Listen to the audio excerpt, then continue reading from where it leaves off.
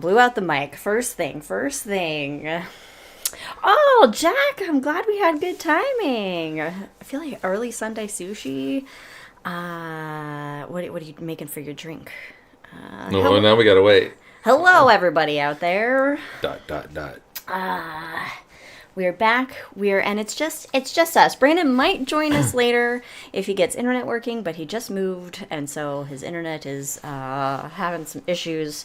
So we will then, if he can join us, we'll just pause the show and bring him in. So that'll be cool. And I'm also testing this it's this vertical view for shorts on YouTube, but it doesn't get everybody in the stream. It's not good formatted. A vertical view for what? For shorts on YouTube or whatever on the cell phone. It doesn't show you're totally not in the frame. Nobody wants to see me anyway. You have to lean into. Well, it's a delay, so now we're. It's not a mirror. Oh, there we go. Black raspberry cream Italian soda. That sounds good. That sounds really refreshing. Oh, we were at it was that cider we got last night was a raspberry. Yeah, we had it was a raspberry hard cider. Raspberry alcoholic we'd cider. gone down to a local establishment called the Three-Legged Crane with some friends of ours, and we listened to basically a guy sing. We thought we were walking into folk music, and it wasn't folk music, but he did a really good, I felt for what it was, a good version of U2's With or Without You. It was. That's pretty good, yeah. He did pretty good. It was really good. Yeah, it was a nice time. And then we left. We came home and watched South Park. We played some card games, and then we were introduced, or at least I was introduced to the game Spades. I never played Spades before, and apparently you gotta make a bet on how many hands you're gonna win. I fucking won that shit. Did you? You did win? Yeah. I didn't even know. I lost so bad. All right. Anyway. I made good bets. I actually didn't care. There was one where I'm I'm just gonna win 3 hands or something, and I end up winning 7. Mm-hmm. So obviously, according to Trev, I lost a bunch of points, but I didn't care. I just actually in the end wanted to win it all with a 2 of spades. With the 2 of spades. Yeah, because it was the lowest number. Yeah. Once I thought 1 was the loneliest number. 2 was the lowest. Once Kim threw the ace, I just had all of it after that. 3 more people you can play Liverpool Rummy. You have to talk with the Liverpool accent. I don't know what a Liverpool accent though is. But Cockney. Is that the Cockney one? I don't know. It's the Beatles. Hey, bruv. Isn't it one of the Beatles or all of the Beatles have some sort of a Liverpool accent? I don't know. I don't know. Anyway. I've learned what a Birmingham accent is from going to Birmingham. This is a British accent? Hello, Babs. Babs. Called Babs. Anywho, I guess we should get this show going. Mix vibe of spades and canasta. Well, I've never played canasta either. My daughter's here. Hello, Susanna's here. Susanna. So it's just Susanna and Jack. And right now she's Susanna's a number 2 fan. Well, we'll see what she says about that later on. Will she take over the number 1 spot? I bet she will. We shall see. We shall see. Make me proud, Susanna. Make me proud. All right, well, let's get this party started. Let's talk some stuff. What are we talking about today? I don't know. Well, let's start the show and do an official opening so that I can have a nice little cut point. Boop, boop, boop, boop, boop, boop, boop. Hi, everyone. Welcome to Cosmos with Cosmos. As always, I'm Mike. I'm Liz. And that's all we got. Yeah, Brandon's on assignment having his internet fixed at his new place. Yeah, so he might end up joining us. If he does, we'll just take a little tiny break and bring him into the show, yeah. Yeah. So, Liz, what are we talking about today? What are we talking about? I don't know. We're talking about the Earth is older than shit. Earth is older than shit. For my typo in our social media post for the... Oh, I forgot all about that. The Earth is older than shit. That's the inflection I was going for. Yeah. Sure. Yeah. So basically, we're going to talk about the age of the Earth. And Karen names his dogs. Is this Slick and Mira? Yeah, this is Slick and Mirror that's on the in chat now. Good for them. Good for them. So basically, I have gone down a rabbit hole lately where I like to watch videos of creationists. Well, it's really science people talking science going up against creationists and just debunking it, among other things that I like to watch on YouTube. You just drive yourself insane. I do drive myself insane, but yeah, Susanna's number one again. So I thought it'd be cool to do a show where we just talk about how we know the age of the Earth. Yeah. A short answer: science. Science. Yeah. So that's the whole goal of today. But before we do that, smash that fucking like button. Subscribe. Like and subscribe. Pow, pow, pow, pow. Yeah, do that. Blowing exactly out the that. mic. Like and subscribe wherever it is down there. But we also have to say what they all say on YouTube. It really helps us out on this channel, promoting this channel. If you like and subscribe, it really helps. Like and subscribe. So please like and subscribe to us. Actually, I know Liz is making the voice, but it really would be kind of cool if you did like and subscribe. So Liz, what are you drinking? I am drinking. I was just gonna lower our volume, see if it makes us too low, then let us know, or if we're too loud. I am drinking 4.5 billion years of physics and chemistry. I do really like the color of that on the. It is. It does look very pretty. And this is basically just bourbon, ginger liqueur, lemon juice. Yep, that's it. And that's 3 it. elements. That's it. It has a ratio of 3-2-1. So 3, 2, 1, drink. Yeah. Exactly. That's pretty good. Yes, I like this. I do like this. It's So she made me make her a backup drink. Yeah. Just in case, because this is the first time she's had it. Yeah. And I wasn't sure how I was gonna like the whiskey and the ginger liqueur. Yeah. Okay. I like it. So basically, this is from a book that I got for Christmas called Cowboy Cocktails, and it's kind of a misnomer because it not only does it have cocktails, it has dinners and treats, desserts. That's the word, desserts. Which are also treats. Drinks, dinners, desserts, appetizers. Yeah. It has a few food recipes in it. And so that's one of the drinks. Mm-hmm. And I can't remember the name of it, but what it is in real life, what they called it. But yeah, but I'm calling it 4.5 billion years of physics and chemistry. And this is just the Lord Zircon right here. And you'll get the Zircon thing Actually, later. your drink is, in the camera, our drinks kind of look the same color. Yeah. Go. Cheers. Brandon, what are you drinking? I'm drinking last Thursday I gave you the earth. That's what you would have been water. drinking. Probably. So again, follow us on all the things on Twitter. It's Drinking Cosmos. It is Cosmos on everything else. And follow us and rate us wherever you get your podcast. And again, from our marketing director, Susanna George, like and subscribe down below. Smash it. Smash it. Smash it. Oh, and she doesn't get paid because none of us get paid. And don't forget to join us for the hangover after this podcast where we'll talk about something. Yeah, or just check out the hangovers on YouTube because you'll only find them on YouTube. There you go. It'll probably be politics on... Oh, I didn't have an option for a sugar rim, but that's a good idea. You know what else would be a good idea for like a rim? Maybe like some crushed up like candied ginger? I've never had candy ginger. I don't know, but I just feel like that could be good, or like a candied ginger like garnish or something. I mean, is a candy ginger just sounds like it's a strong whatever it is. It's just a ginger that's been candied, so it's like a sweeter, you know. Okay. I love our social director. All right. All right. And so, friends of the pod here, Wildixia on Etsy. So, Wild IXIA. There we go. All right. And on Etsy, check out her stuff. She has some really cool art that is on Etsy. I was the first to buy from her. I will always mention that.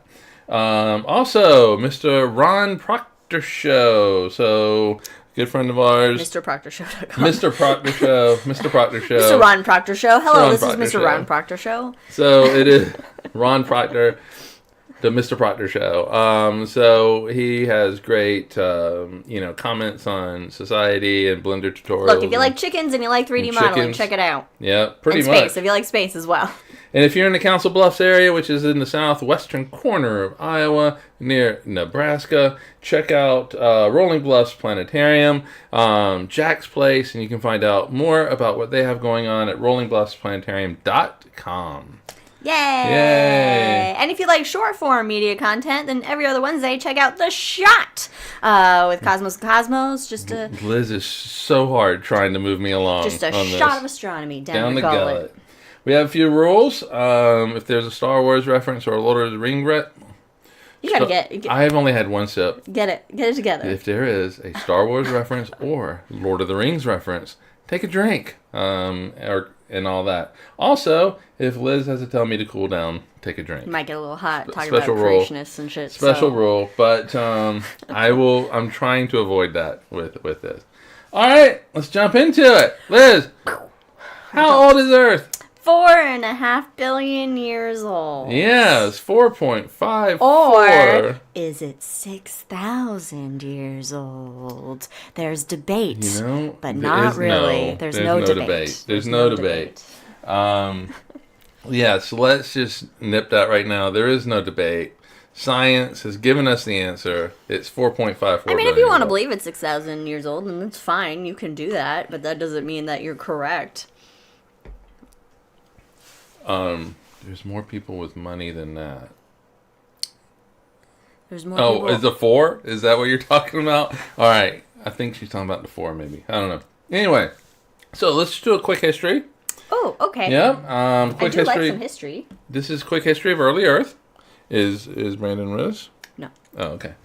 4.6 billion years ago, the formation of the solar system begins. Whee! Yeah.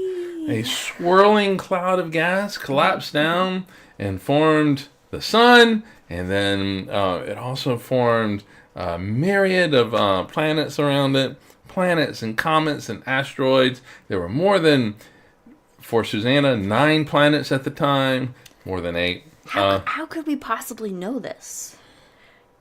How could we? Because we can see other solar systems forming out in the universe. We can observe it happening elsewhere and then extrapolate that information and go, hey, I bet that's probably how our fucking solar system formed. Exactly. Differentiation was occurring. So not only within the cloud itself forming the sun, but also with the planets as well. So differentiation basically means that heavier elements sink, lighter ones rise to the top. And so if you look at the solar system, just in general, what is closer to the sun would be rocky material, which is more dense than gases, which is what you find out in the outer parts of the solar system. And so that rocky material sinks, harder to move away from the sun with radiation pressure and all that kind of stuff. And so, but you also see it with the planets. And if you look at the Earth, we have a molten core, which is denser, which is heavier than the outer parts of the Earth, like the mantle and the crust and all of that. And so all that was going around. And then an object about the size of Mars, not Mars itself, something about the size of Mars came. Donna. Yeah. Donna. And what does it do? It smacks us. It hits us. Ow! Oh, buddy, watch where you're going. Yeah, Hey, what man. a smack. I'm orbiting here. Get out. Planet blood goes everywhere. Teeth get knocked out. Planet teeth. And forms what? What did it form? I don't know. see Asteroids? it? Things? The moon. The moon. They formed a moon. So, I feel like okay. You haven't said the bombardment period yet, or did you skip ahead? No. But about 4.3 billion years ago, it cools down enough, where the surface cools enough where oceans can start forming. 4.1 to 3.8 billion years ago, the Great Bombardment. Oh, okay. Yeah. And so this is where, remember, the solar system is forming. You have, it's just a shooting gallery. There's just stuff flying around, shit going all everywhere. Over the place. Things are running into each other, and in this period, this 0.3 billion years, so 300 million years, you have asteroids that are slamming into the Earth. They're slamming into the Moon. All the planets, Mercury and Venus and Mars, are slamming into the gas giants and things like that. Of course, they get kind of absorbed with the gas giants, and you don't see any evidence of that period with them, but you do see it on their moons. You see it on our moons. Mercury, don't really see it on Earth. Why? Because we have weathering that happens. We have weather and oceans and all this stuff that just is like smoothing shit out, making the Earth stay pretty. Yes. You know, donut rolling on. No. But what's really cool is, like, some of the rocks that blast off the Earth, they fall onto the Moon. They go off into space. Some of it gets captured and falls onto the Moon. And the Apollo 14 astronauts brought back samples of that. They brought back rocks that originated on Earth and ended up on the Moon. And these rocks date back to about 4 to 4.1 billion years ago. 3.5 billion years ago, life starts to form. And 3.5 billion years later, here we are. Good or bad. Here we are. Here we are. We're here. So that's just a brief history of the early Yes, Earth. very brief. There's a lot more in-depth stuff that is taking place and a lot more fucking science shit that's going on. But in a nutshell, there you have it. You know. You know, I just now thought about it. We should have done a sequence. Talked about, like, take the 13.8 billion years and make it a year. The calendar thing? Yeah. Scale. Yeah. You can find out. In fact, it's pretty fun if you Google, like, the solar system history in a calendar year, and then it kind of goes through. There's one for, like, the universe as well and everything, so you can kind of see, like, in January this happens, in February this is that, and just kind of just translate it into a calendar year to get, like, kind of scales of time and what's going on. It's kind of fun to see, so that's something you can Google for your own education yourselves. All right, so let's talk about the history of dating Earth. Of dating the Earth? Man, it must have had a lot of partners in its long history. Don't shame it. And it's never set. Well, I guess it settled on the Moon. It did. But that's its kid. But it didn't put a ring on it. That's its kid, though. Oh. Well, okay. Yeah, no, I guess that's fair. That's a more apt analogy. It did have a partner, and then that blew up, but they did have a kid. They had a kid, They had a kid together. The partner was abusive. Yeah, it did. Kept smacked the Earth pretty good. There was some marital... A restraining order had to be filed. Oh my god. In the 1600s, the Irish Archbishop James Usher of the House of Usher. My like when I first put this down, this show has been written for a few months now. I was like, my brain immediately went to Usher, the singer. Oh. But, there is the fall of the House of Usher. All right. But anyway. The OG with the dance moves. Yeah. He probably wasn't for the dance moves. He was an archbishop. They're like, you can't dance. Well, I don't know. Are these archbishops the fucking Footloose variety where they outlaw dancing? Because that's like the Puritans and the Quakers stuff. Well, Can you just look at me real fast? You got something on your eyelash that's just driving me absolutely bonkers. All right, got it. Thank you. It's like dancing is of Satan. But anyway, he said that the Earth was 6,000 years old. He did this stuff where he, like, Adam begat Cain, who begat Sasquatch, who begat Dave. And they were dancing, and and so on and on the and devil. Who Jesus? But anyway, he said that the universe started on the evening of October 22nd, 4004 BCE. On the evening? Yeah, I don't have a How do you time. have Could be an 6 o'clock. evening? How is there an evening if there's no Earth yet? I don't know. You know. Also, where did he get this data? Where did he get this date Oh, from? he got it from the Bible. Oh, right. He did it from the whole Bible thing. But then again, your original question is actually a really good question. How is it that you come up with in the evening? Because there's daytime on the other side of the Earth, so I guess just... Yeah, right. Anyway, let's just put that one aside. In 1862, William Thomson, later to become Lord Kelvin. So, of temperature fame? Of temperature Okay. fame, yeah. So you okay? Yeah. Did you put that little thing ahead of my eyelash? No. Yeah. Yes, you drink eyelashes for good luck. Yeah, so he came up with an age of the Earth for 20 million years. So this is the first time that's fair. that we really start getting into decent. some scientific thought on it and all. And what he did was he assumed the Earth was molten, or initially, which not a bad assumption, and calculated the time for it to cool down to its current temperature. Oh, wow. Okay. Yep. Okay. And there is obviously, he didn't know about it at the time. This was in 1862.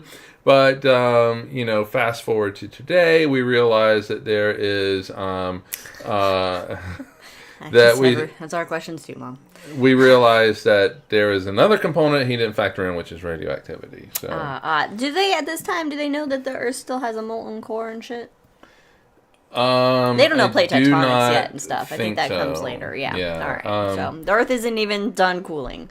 Yeah, we don't want it to be done cooling. I think that he made the assumption it was homogeneous all the way through. So no differentiation. Okay. So everything's the same all the way through. Right. You don't have a core. It's just solid rock that goes through. How did he get his time? How did he figure out how long it takes lava to cool? Oh, well, I mean, you could just say, like, Newton's law of cooling. You could, if you say that it's molten all the way through, then you can, with thermodynamics, you can figure out how long it would take to cool from the, really it's from the outside in. And so, it's... Okay. Yeah. All right. There's some different ways that you can do that. But a few years earlier, 1856 and 1892, though, Herman von Helmholtz and Simon Newcomb. Duke Nukem's great ancestor. Yeah. They came up with a different age, but kind of centered right there on Kelvin's, which is 18 to 22 million years. So right now, they are... So we're just hovering around the average 20 million year mark. Yeah, and so what they did, though, they did it a little bit differently. They independently calculated, so that's why you have 1856 and 1892, but they independently calculated how long the sun would collapse to its current diameter and brightness from the solar nebula. So they were assuming the sun was bigger. Yeah, and so collapsing down, but also they made assumptions about the brightness and stuff like that. Mm-hmm. They assumed the glow was from gravitational collapse and not from nuclear fusion, which we know. Because they don't know about nuclear fusion They don't know about nuclear fusion. Don't know about nuclear fusion, guys. We got some surprise in store for you, but you'll be dead and you'll never know about it. Well, no, 1892, you're not far. You're not far from being able to figure it out. Okay, so we got to be quiet. We don't want to wake up. Don't want to wake her from the nap. All right. Also around this time, George Darwin. Oh. Yes, of the Darwin family, the fifth son of Charles. Oh, the fifth son of Charles. Yes. He was busy making babies, too. Bet you didn't know that.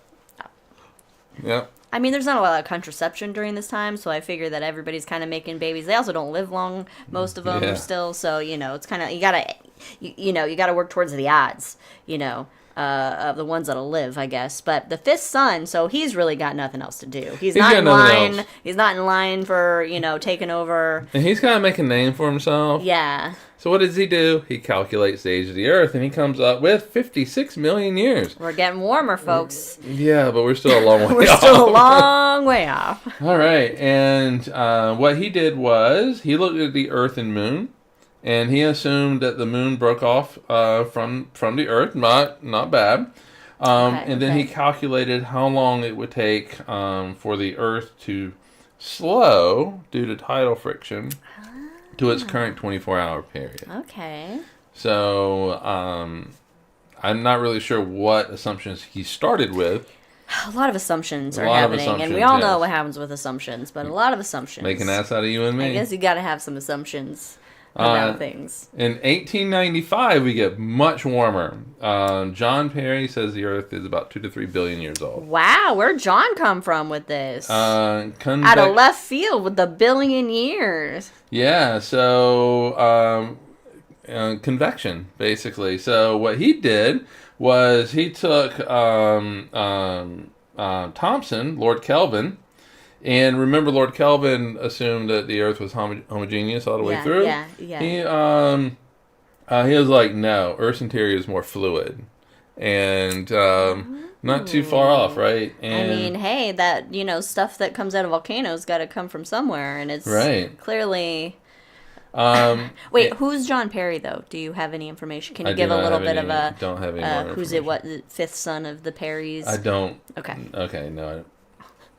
The only one I did was George Darwin because... Of Darwin. But anyway, he made the assumption that Earth's interior was more fluid, and when you have temperature differences and things like that, you have convection, so things are moving around. Do they know about the magnetic field yet? Well, I mean, you know about it with a compass, but... Okay. And at this point, though, yes, they know about the magnetic field because in 1895, what is his face? The electromagnetic theory. He came up with the equations. Maxwell. James Clerk Maxwell. Maxwell's equations. So Maxwell had unified electricity and magnetism, and he had 4 equations at this point. So it is well known at this point. But again, still, you don't really know what's going on in the interior of the Earth. You need to measure. In the end, you need to measure earthquakes. You can't. Ooh! Idea. I have an idea. Okay, we drill down. We drill a big swath, a window. We drill down and we carve it out, and we install the window to look at the interior of the Earth. And you can go visit and go, oh, look, there's the interior. You see nothing but molten lava. But still. Oh, it'd be cool. That'd be really cool. Or just like a tourist elevator down, OSHA's nightmare. So you make it so that like it's like a really thick, solid, like say glass. And then what you could do, what you could do then is you could jump in it.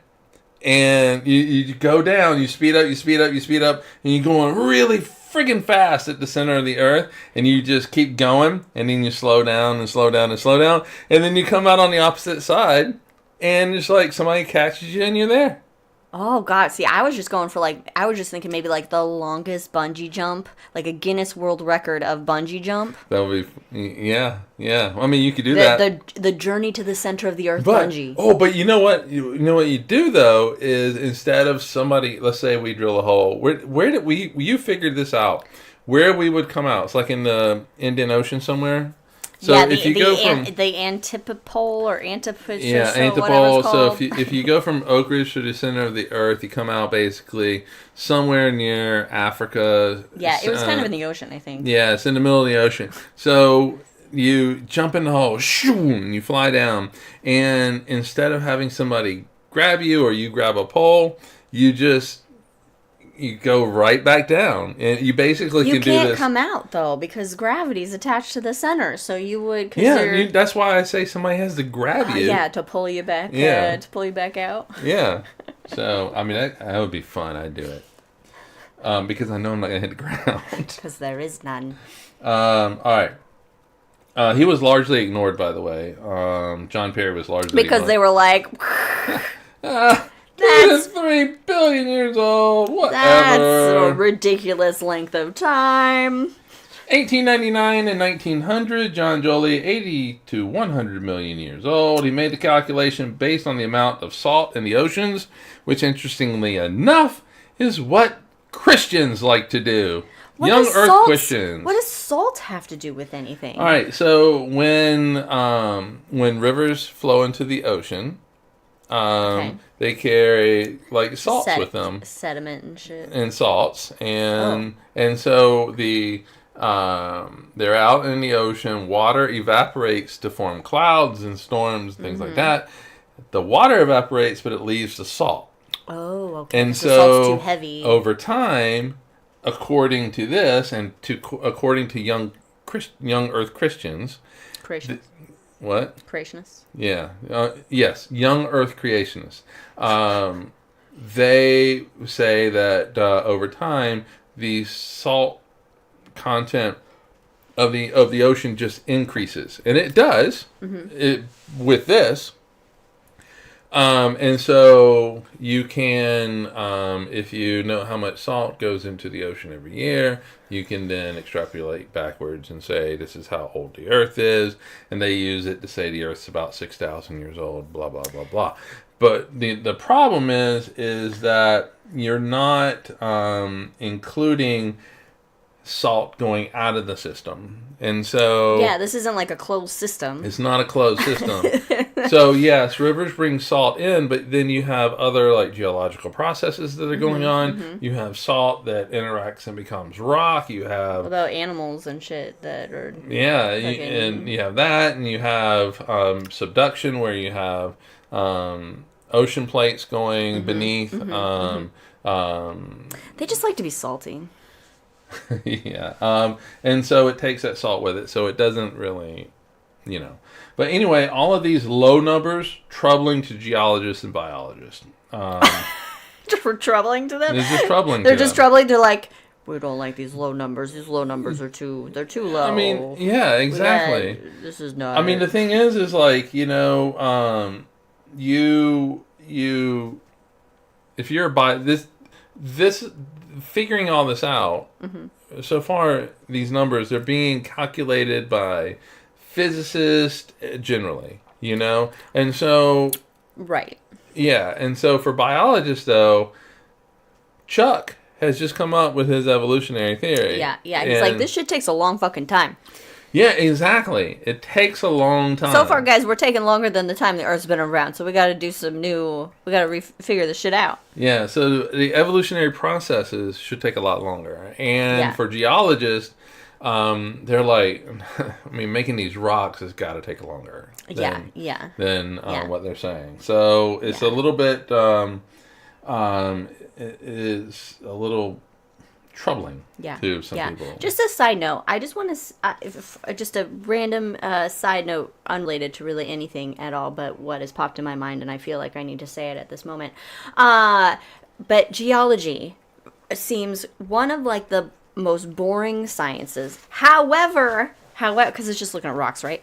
But however, when we're like outside, when we're driving, when we're doing whatever, I love looking at like rock strata. Like, it's fascinating. And then to know that it's like, oh shit, that right there is like hundreds of million years old rock that's been there. Like, when you're touching rocks, you're touching like the oldest shit on Earth, and it's amazing. It really is. So I just wanted to say that.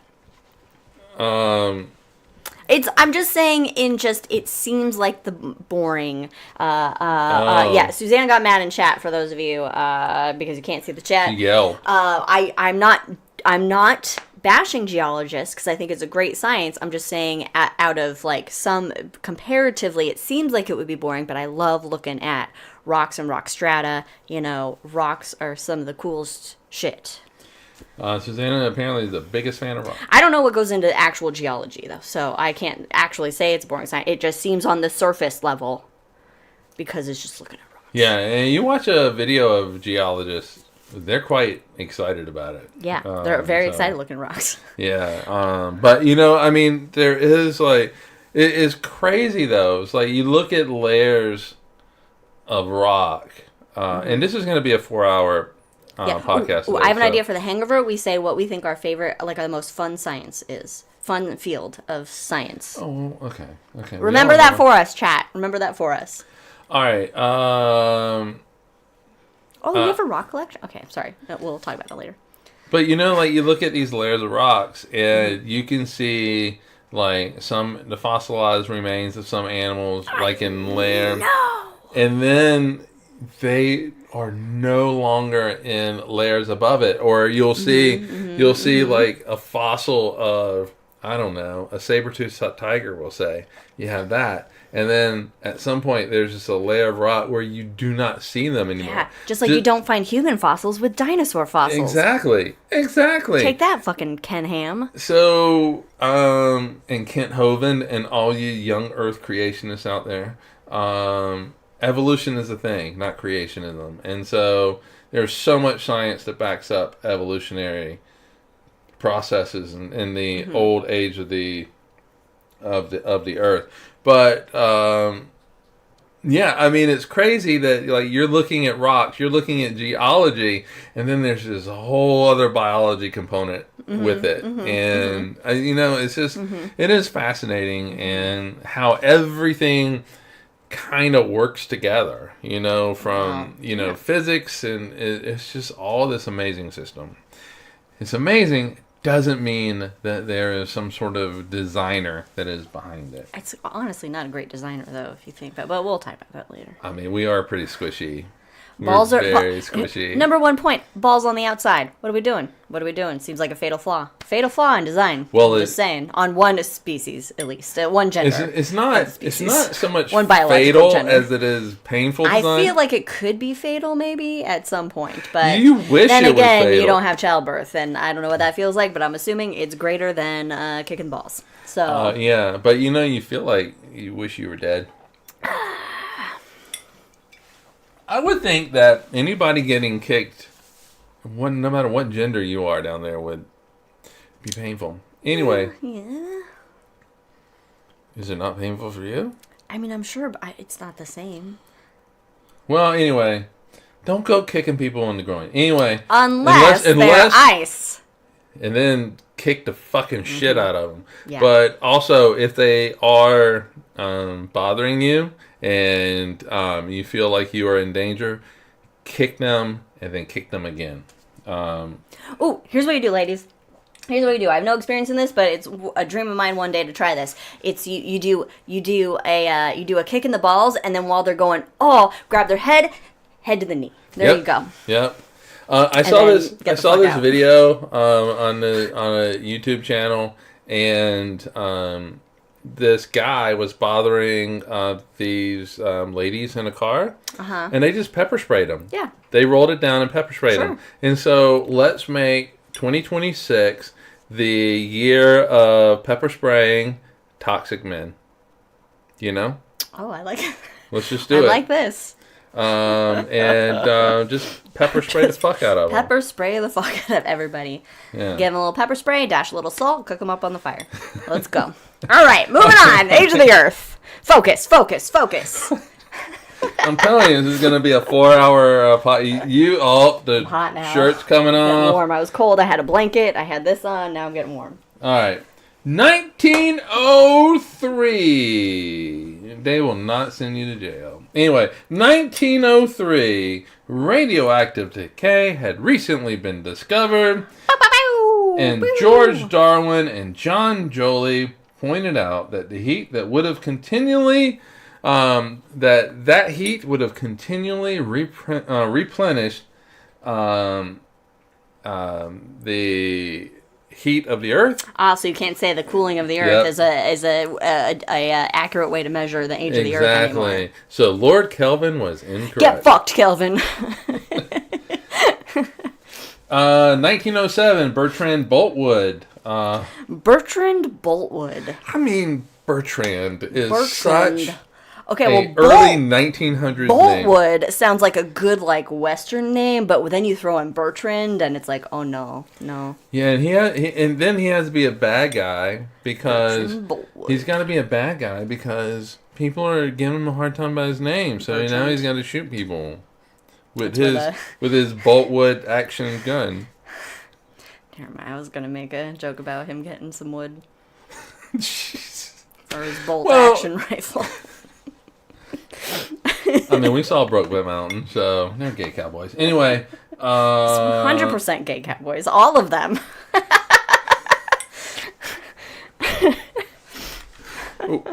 So, my book should be Gay Cowboy Cocktails. Yeah. All right. Yes. There's no way that a cowboy in the 1800s in Dodge City, Kansas is ordering a fucking whatever that watermelon fucking cooler with the whiskey is. They're not going, yeah, I'd like a whiskey with watermelon juice and some simple sugar, please. Yeah. So absolutely not happening. So I have read parts of the book, and they do talk about how these were actual cowboy drinks. Susanna knows what's up in that comment. Yeah, and, we won't even get into pirates. Anyway, 1907, Bertrand Boltwood dated 26 rock samples that gave a range between 400 million and 2.2 billion years old. That's quite the range, and also still not accurate enough, but also, then again, it depends on the rock samples. So these results negated the early age estimates. Right, they're like, all right, guys, we're out of bounds. 1911 and 1913, right before World War I, Arthur Holmes dated many rocks over 1 billion years old. Wow. So any relation to Sherlock, who is fictional? Is his dad. Okay. No, it's his son. The fifth son. At this point, it's his fifth son. 1917, Joseph Barrel, which now... His dad had to have been a barrel maker. If he wasn't, it was just a... Sometimes you're looking down the barrel. Yeah. He showed that layers of strata were not laid down at a uniform rate, which is another thing that young Earth Christians like to say. But how? That makes no sense to be of these laid down at a uniform rate. Have you looked at strata? Okay, They're all over the fucking place. Yeah. And that... yeah, exactly. And there are thicknesses. You have thicknesses that vary. Mm-hmm. I mean... Yeah. It's like tree rings, guys. Tree rings. The environment affects exactly. You can see what a tree experienced throughout time, in addition to its age, based on what's going on in those tree rings that have various thicknesses and whatever. It's like, either a drought was happening because there's a thin ring in this period, indicating that it wasn't getting like a lot of nutrients or water or something. I'm making that up. I don't know if that's accurate. No, do not count. It is. Trust anyway, me on moving that. on. Okay. He showed that they're not laid down at a uniform rate. Yeah. Data couldn't be trusted, and geologists started trusting physics more than rocks. Well, than other geological theories that they had, and it's a great example of what science is. As you learn more. So geologists and physicists were coming together. Yeah. They were just... And what does it make? Geophysics. Geophysics? Yeah, earth physics, geology physics, yep. Oh. 1920, this is a big year for it. The flappers as well. The flappers, the Spanish flu was having a big heyday at the time. Oh, yeah. What's his face? The guy that's in that book with the rich people and... which one? Rockefeller? No, it was Carnegie. No, it's a fictional one. Oh, Fitzgerald. Fitzgerald. Yeah. The Great Gatsby. Yeah, Gatsby. Rolling. He's having a good time with the having flappers.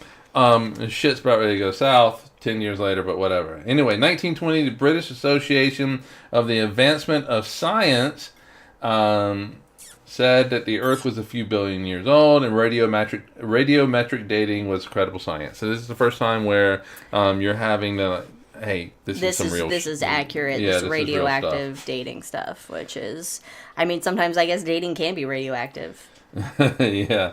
1927, Arthur Holmes comes back in. He publishes a book called The Age of the Earth and says it's between 1.6 and 3 billion years old. Not bad. Not bad at all. We're getting closer. We're getting warmer. We are getting warmer. So let's take a little detour here.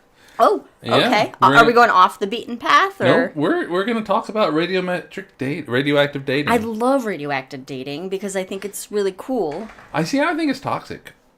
Well, yeah, because you're dealing with radiation, so it will kill you. But I'm just saying. All right, first chemistry. Elements.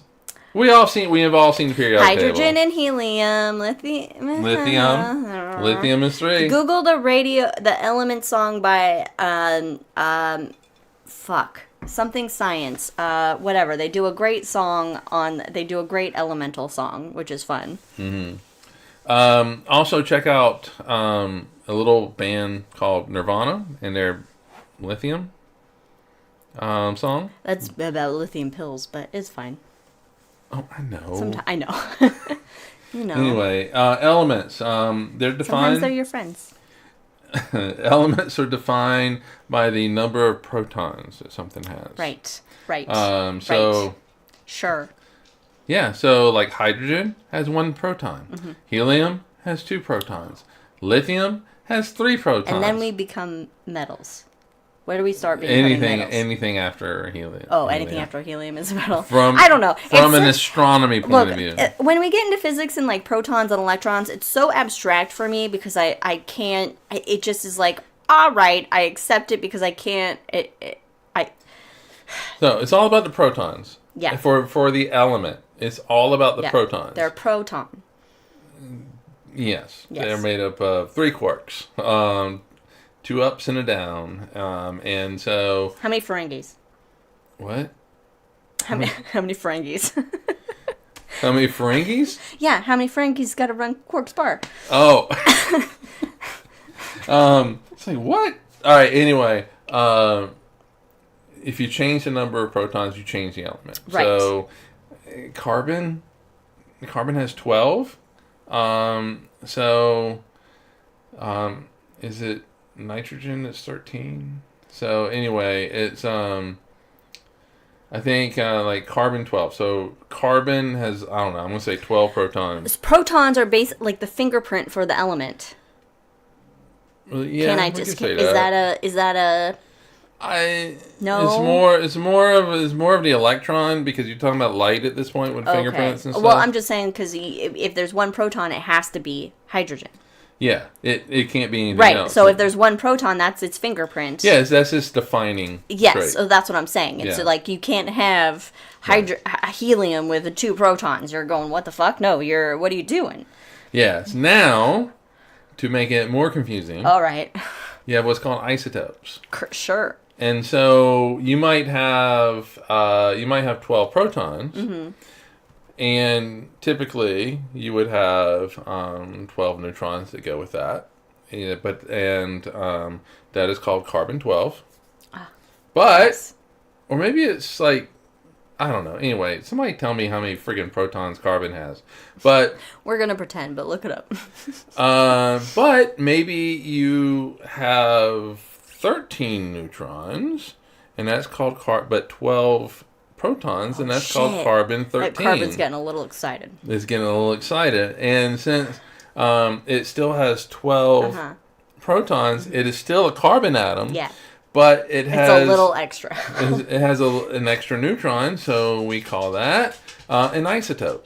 So its isotope is determined by the number of neutrons it has. Okay. And for carbon, you have carbon 12, carbon 13, carbon 14, carbon 14. We'll talk about that more in a minute.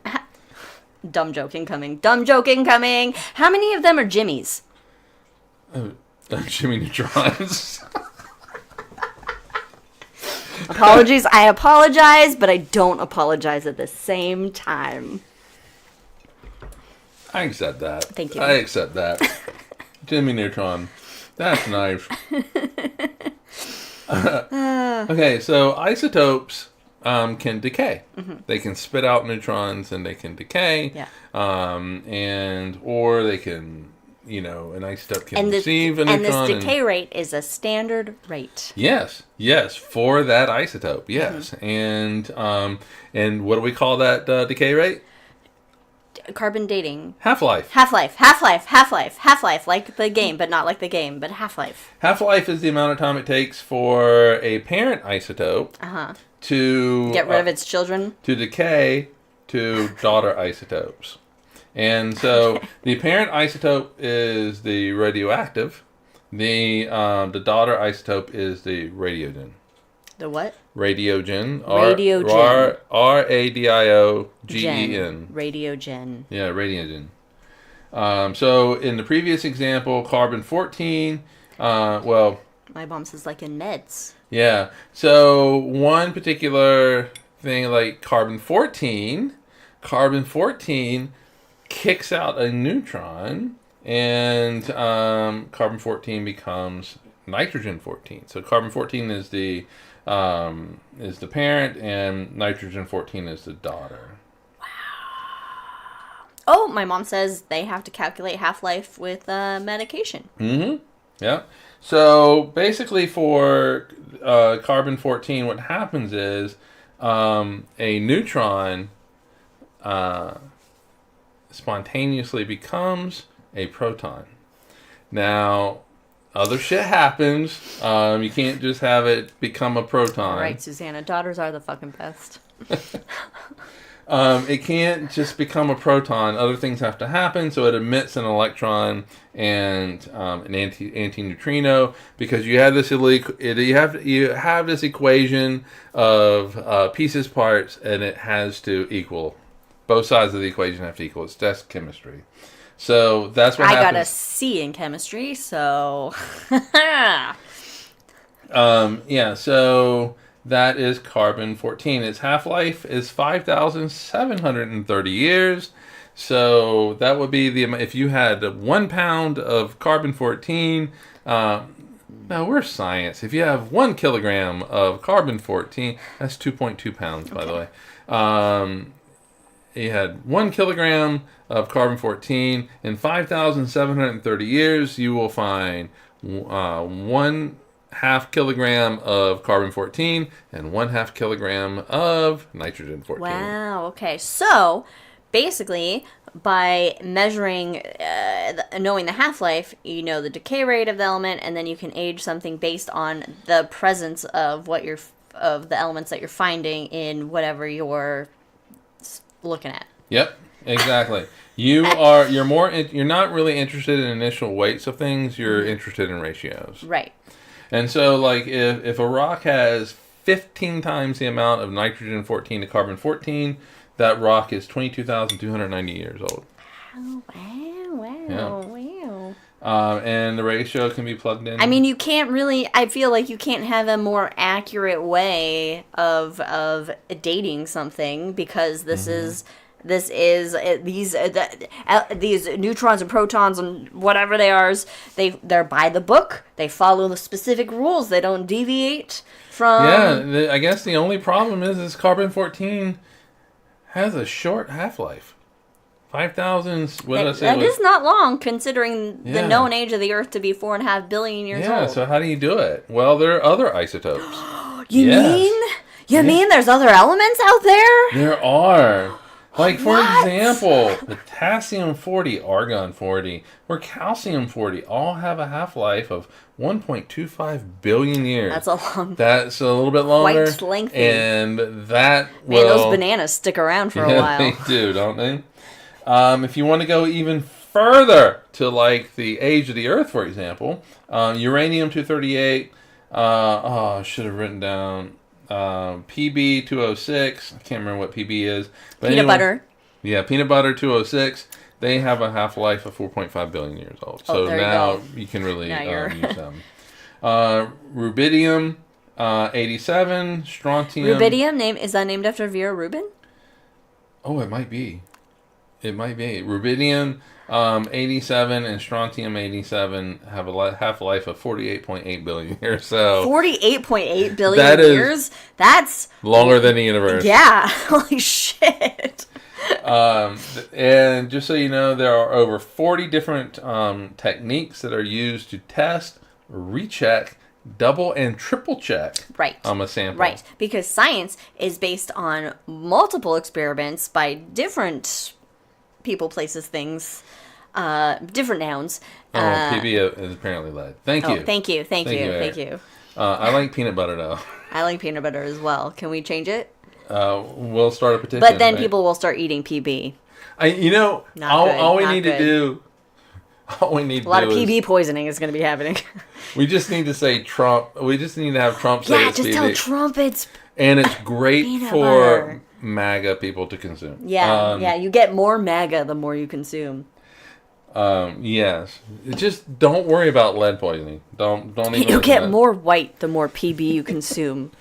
All right. So basically, if you have samples that don't agree with, when you they're like, you basically look at why. And that's what science does. Why do these two techniques that we used on the same sample, how come they do not agree with the age of this sample? It does have to do with contamination. We here, science has improved. How to minimize contamination. You and me both, Brandon. You and me both. Brandon has joined chat, and Brandon in chat has said, I bet the Earth is as old as my back feels right now during a move. Yeah, we can all relate to how Brandon's back feels. So basically, at the end of the day, you compare the amount of one element to another element. Right. And with that ratio that you can easily plug into an equation, you can get the age of that object. Right. That object or the universe. My mom says in chat, environment affect the rate of decay of live subjects, right? Question mark. Environment does not. No, these things. This is purely a quantum mechanical thing. So they don't care about where they are, who's doing what's going on. They're just living their proton neutron lives. Yeah. Basically, you're talking about the weak nuclear force when you're talking about decay. And so, that doesn't give a shit about what the environment is. Now, for live subjects, though, the interesting thing about live subjects is that what are we doing right now? We are breathing. We are breathing in carbon-14. Carbon-14... I'm not breathing. You're not going to do it? I'm not going to do it. I'm not going to do it. And then we'll just let you turn blue and pass out, and then you'll start breathing again. We are breathing in carbon-14 that gets put into our body through just natural processes. And so in 5,730 years, you can have some scientist, if humanity is still here, I doubt we'll be here in 2 years, but... All right, let's be positive. We're going to be positive. We're going to be positive. We're going to be positronic. Okay, I doubt we'll be here in 4 years. Anyway, so that's positive. It's a bigger number. They could look at the amount of carbon-14 in my body, compare it to the nitrogen-14 in my body, and say, he died 5,730 years ago. And that's how you can date, like, mummies and shit. Yeah. You can date mommy. Well, also because of where they're buried and where you find them and, that kind of shit. But, earlier I thought of an alternate way that I want versus... Oh, I found it. Okay, if you can't mummify me... Ready? Are you ready? Are you ready? Do I need to write this down? Fossilize me. Oh, that's going to take too long. Put me in a flash flood. I don't know. Where's the wherever there's a flash flood, throw me in real fast. Meanwhile, the authorities are like, "What are you doing with that body?" Look at her will right here. We can't mummify. She wants fossilization. This is the only option according to science. We got to throw in a flash flood unless you got a meteorite that's going to happen. It's a science, folks. It's a science. So, applying radiometric dating to the Earth, we find that the oceanic crust is the oldest, 260 million years old. Remember, it's got constant recycling. The Earth is.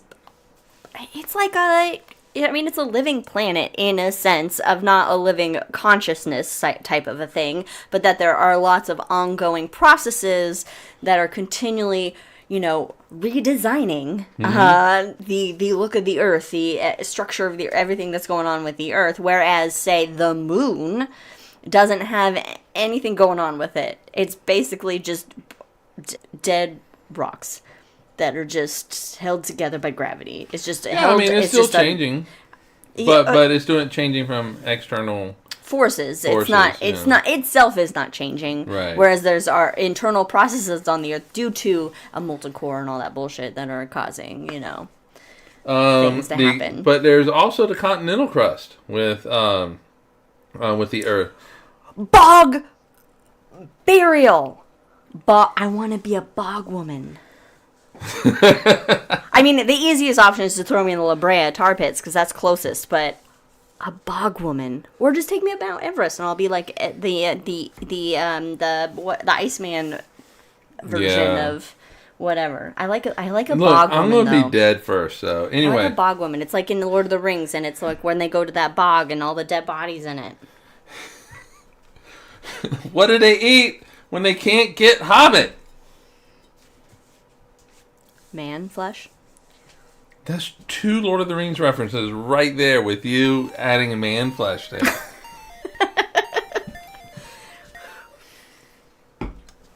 We all love it when meat's back on the menu, boys. God, that's the third one. Yep. You're welcome. Brandon's not here. I got to make up for it. Brandon, come on. Get in chat. Anyway, let's focus here. I only have that much left. Brandon just made another one. Don't follow the lights. Susanna, we aren't taking a shot. I just took 4. Anyway, continental crust. There's 2 types of crust on the Earth. You have pizza. Oceanic. Okay. And then you have continental crust. So which one with like oceanic crust would that be like a Chicago pizza? And is that like a deep dish? Yeah, right. And then like continental crust would be more of a New York, right? Because that's just the top layer, right? Where continental, you need to go deeper. Yeah, so that's not pizza. I'm sorry, but that's not pizza. Deep dish pizza, not fucking pizza. What is it? It's a fucking lasagna. I don't know. Okay. All of Chicago. All of Chicago is fucking pissed because they all watch this podcast. I love deep dish pizza. It's too much. I do not listen to her, Chicago. I'll eat it. Don't listen to her. Get back over here. All right, continental crust is 4 to 4.4 billion years old. Thank you, Susanna. I really am. Having a good time. We're all having a good time. Just stolen from a comedian. What does he do though when he says we're having a good time? There's like a hand motion too. No, he does like a hat. His hat thing. A dusty something. A comedian. Yeah, we're having a good time. And okay, they have gotten that 4.4 billion years from rock and zircon crystals. Lord zircon! Wait, zircon? What's that fake diamond that everyone's like, oh, it's cubic zirconia or whatever? Yeah, cubic zirconia. Yeah, zircon crystals contain uranium and thorium. In essence, they're little clocks that you can use to date things. Natural clocks. Yes, and so the difference between 4.4 and 4.54, because remember 4.54 is the age of the Earth, right? Right, 4.5, age of the solar system, because you need that a little extra time to form those planets. Yeah, it's because the continental crust didn't form until the Earth had time to cool. So you need a little bit of time. Yeah, because everything's molten when the solar system is forming. Everything's molten. Mercury's molten, Venus is molten, Earth is molten, Jupiter's gaseous. So Earth rocks have undergone constant remelting and recrystallization, but that's all factored in determining the age of Earth. But we can also not just look at the Earth. Are you looking at the notes? No, I'm just saying that. That was perfect segue. Meteorites. Yes. Oh my God! You can apply radioactive dating to meteorites, and they also yield 4.54 billion years. We have a solar system full of data that we can access. We do. And based on what we understand about solar system formation, the Earth is also 4.54 4.54 billion years old, based on what we see with meteorites. We can sample meteorites, which are from and again, if I know we've talked about this, but like asteroids and comets are the oldest things in the solar system. They are the oldest data that we have of the solar system. So anytime we can study that, we have, it's like a little piece of the beginning of the solar system. In 1956, Claire Patterson. Woman? I know, right? A woman in 1956? She compared uranium-238 to peanut butter 206, also known as lead. All you MAGA people. Boo! Eat your peanut butter. Eat your peanut butter. Eat your peanut butter. And found that, and she found the meteorite's age, 4.54. The universe in general, though, 13.8 billion years old. Yeah, which has been refined because I remember it being 13.6. Yeah. And it is only in the past like few years. I say few, but what is time? Check it our episode on time. That it was refined to 13.8 billion years, and I think that was with the newer releases of the cosmic web. The cosmic microwave background radiation. Yes, from Planck and the Wilkinson microwave something. Yeah. Background radiation. Whatever. Anyway, the universe was around for 9.26 billion years before the Earth. What was it doing? What is it that Mark Twain said in the Arrow of Time episode of Star Trek? It was like, was it preparing for us? Basically, just paraphrasing here. No, I really doubt it. Prepare for some incoming dumbasses. Oh God, when you talk about times in a solar system scale, a universal scale, it's just, it's so hard, and I get why it's hard for a lot of people, especially those who, aren't necessarily, they don't care about science, or not necessarily care is the right word, but is not like, their thing, or they're not passionate about it, or is nerdy about it, or whatever. It's like, sure, whatever, science is happening. It's such a large time scale that it is really impossible for like a human brain to comprehend, because there's nothing that we can relate it to make it understandable. Right. Because our lives are so tiny, in the sense of lifespans, length of time that we're around for, and so like even the concept of 1,000,000 years is hard to grasp. Yeah, right. Even the concept of, say, 5,000 years, imagining, the Egyptian civilization thriving, or the Roman civilization thriving, at its high points is so hard for modern contemporary people to understand, because it was so long ago. Right. And we have this way of romanticizing those time periods, and we don't think about the smells. I can't even think about 75 years ago. I can't even. No, in all seriousness, like, think about. Well, yeah, if you look at like a black and white movie or a black and white film reel that then is put into color, and just the addition of color is like, oh, that makes it more real for some reason. Yeah, but it's not even like a real color. It's that fake, like, weird, like cheeks are too rosy. Yeah, Technicolor. But okay, so 1950. My dad is 6 years old. Wow. And I cannot. I won't tell you how old my parents are. One of them's not born yet. Yes, and so, it is. My mom and dad are 6 years old at this point, and I just can't imagine a world where the moms stay home, and it's like the Lucy show. I Love Lucy. Well, have you checked out? Apparently, there's trad wives, so we could. Yeah, it's very modern. I love Lucy. No, I know. I love Lucille Ball is just amazingly. She's a genius, and I love her, and she's my idol. She is just so beyond funny and ahead of her time by so many decades. No, but I get you. It's like even that short period of time ago it's Yeah. hard to even conceptualize that amount of time. Yeah, in like 1960s. You know, it's like, what was the world like before computers? I actually was around before computers. My parents got a TRS-80 from Radio Shack back in the day, a Trash 80, and you know, that was like one of the first home computers, and you could play little games on it and stuff like that. But the world before that, though, Oregon Trail on floppy disk. yeah. Like an actual floppy that was the big floppy and not the did small. floppy. But it was floppy and not the small ones later on. Was it the 5-inch, not the The 3? there was these ones that were hard, you know. And had the 5-inch had the little cutout where the computer could like read the little plastic disc. But anyway, the Earth was around for 13.7997 billion years before modern humans arrived on the scene. Wait, no, you said the Earth was around 13 point. I'm sorry, the universe was around for 13.7997. Basically, the universe was around for 99.9978%.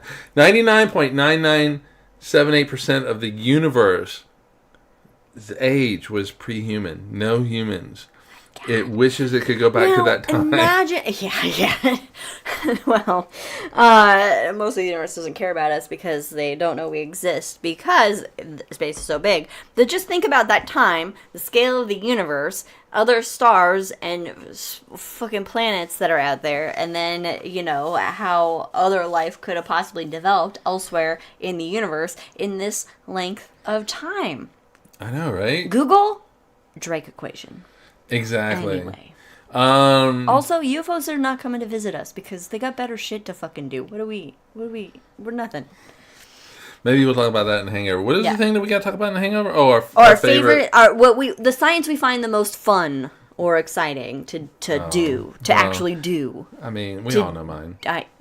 Yeah, but we'll talk about it. Anyway, Susanna would like, for the amount of time you guys reference your video on time, we should probably link it somewhere.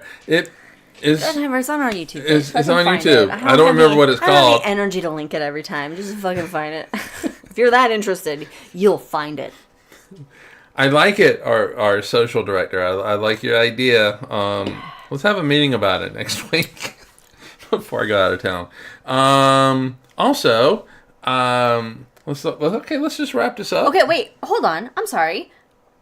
You don't have any of the arguments that go against the scientific rationale of the you weren't gonna play in like, here's what the young Earth creationists say. No, here's why it's fucking wrong. Susanna, you are our social media manager. No pay. Okay. There's no pay. Yeah, it is you. There's no pay. You can put it on your resume actually, but I probably wouldn't if you're applying to schools. Anyway. No, partly because I do not want to give them platform. Right, okay. Fair point. I originally wanted to come in hard on young Earth creationists and basically destroy them with science. But, you know, the thing is... They don't listen to that shit. They just fucking... But the thing is that I feel like that I pointed out the science. Mm-hmm. Scientists point out the science. Mm-hmm. Everybody points out the science. Mm-hmm. The problem is that they don't want to accept the science because they are starting from a certain point of view. That's their starting point. That they need to have proved correct, so therefore it's cherry picking or it's just a roundabout fucking nonsensical words to just So basically make their point. It's not the starting point, it's the end point. They are starting with an end point. And they have to make, like you said, cherry pick the data to get to that end point. And I cannot stand young Earth creationists on various levels. Not just this whole bullshit argument about the Earth is 6,000 years old. They also come with the baggage of like social shit. and I can't stand them. Well, yeah. And I just don't want to give... I just don't see the benefit, though, in the Earth being 6,000 years old. What's the benefit? Other than it's like, oh, you have to, like, verify your worldview of God. That's what it is. That's the benefit. Otherwise, what's the point of your existence, I guess, if you don't have that worldview? Like, whatever. Live your life to be a good person and get into heaven however the rules are to get into heaven. The age of the Earth has nothing to fucking do with that. So it's Usher comes up with the idea that the Earth is 6,000 years old. And it's rooted in the Bible. Everybody else is rooted in science. But also, remember, for these people, as much as they try to spout science, they see science of the devil. Because science refutes the Bible in numerous places. And... yeah, historical, just... Take a breath. Take a breath. Oh, do we have to take a drink? Oh, no, it's just me if I... History research, if you focus on primary sources and secondary sources and tertiary sources, refute the fucking Bible, except for if you're looking at specific circumstances or there are events in the Bible that are corresponded with other texts of history for that specific event, like wars or whatever that are mentioned. But you cannot use the Bible as a primary source to prove what Jesus or whatever, because anybody that wrote the Bible was not around, and no living person during that time is still alive when the Bible was written. So historically, it has no fucking... But also, it's a circular argument. When you use the Bible to prove the Bible. Oh, the Bible said it. Yes. It's in the Bible. Okay, Harry Potter said this. All right. Wizards are real. A couple final thoughts here. Okay. Final thought number one is, in all honesty, if you are a Christian, good on you. Do your thing. Live your life. Die how you want to die. But please, be the progressive Christian, revolutionary Christian that the Bible's Jesus was. He loved the poor. He loved the sick. Basically, there should be universal health coverage. Just, be cool to each other, dudes. Yeah. To quote Will Wheaton, don't be a dick. Don't be a dick. That's all it says. Don't be a dick. Love your neighbors. LGBTQ has no influence on your marriage at all. Don't fuck your neighbors if they're married. It does have an influence on Republican get-togethers because Grindr goes through the roof. But also, one final thought, and this comes from Susanna. Everybody check out Ricky Martin's Cup of Life. Then you can go dance to it and all of that. She sent me a message saying, check out Ricky Martin's Cup of Life. All right. And she was like, it gets you dancing. Sometimes you gotta live in the La Vida Loca. Yeah. Sometimes that's my only Ricky Martin reference that I know. Yeah, I mean, it is a very other than dancey Menudo kind of thing. And she says this is the most important, and that is our social media director right there, letting you know. Like and subscribe! Like and subscribe! Come below, like and subscribe! Bow, bow, bow! All right, hope everybody has enjoyed our look at time. Please join us in 2 weeks. I will be on assignment. I will not be part of... But join us for the High in the Sky for February, which it'll be either just me... or it'll be me and Brandon. We'll find out. Yes, and that is on February 1st at 1 p.m. Oh, I had something in common with Denethor. What? Me and Denethor have something in common. I said go die whenever, you best see fit. Oh, do we have to take a drink? Oh, no, because I was just saying that, I didn't realize I was saying that. I didn't hear you say it. I didn't even know. Do I have to eat a tomato now? Anyway. Oh, but it has to squirt. That was a reference right there, the tomato. Anyway, thank you guys for joining us. We'll see you next time. Follow us on all the things, and live long and prosper. And resist, guys. Fuck this ice. Is not normal. Bye, everybody. Fuck ice. Cheers. If you're with us now, stick around for the hangover. We will be right back.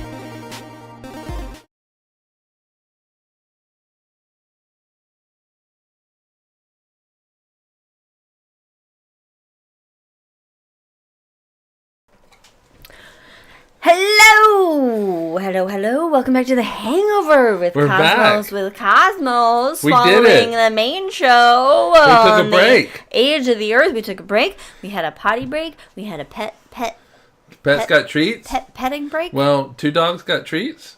2 cats. One cat got loved. The Yeah. other cat we don't know. One wasn't there. It's Neither somewhere. one of them came running when treats were handed out, and so I didn't get them. treats. Anyway, we're here. You are instructed to check your phone. Our main episode was on the age of the Earth. That the Earth is old as shit. Which is 4.5 billion years old is the age of the Earth, which we, in summary, know because of science. And primarily radioactive dating, which is a confirmed and accurate form of dating old as shit. Susanna says we need a shot, and then we'll be at a good drunk, she thinks. And that is from the social media manager. I think I'm already at a good buzz. You had a good buzz. Okay, And I still have more drink to go, so we'll see what happens. Oh, I have like a straight up full one. What happened? I realized I was gonna try some home baked cookies. Part of a home baked cookie that we got recently before this episode started to see what happened by the end of this episode. But oh well. I'm here. And I'm locked in. I'm sorry we left you. I'm sorry. How about you don't leave us again and get your internet fixed so you can fucking be in this shit, Brandon? What are we doing? Anyway, one of the things that young Earth creationists like to say, other than the Earth's 6,000 years old, is that... A bunch of bullshit. A bunch of bullshit. Is that the Grand Canyon was formed by the flood, right? And so there's so much wrong with that. It was formed by water erosion. Sure. But not a flood. There is no evidence of a worldwide flood. You would have the same fucking shit globally. You'd see the same evidence globally of this flood.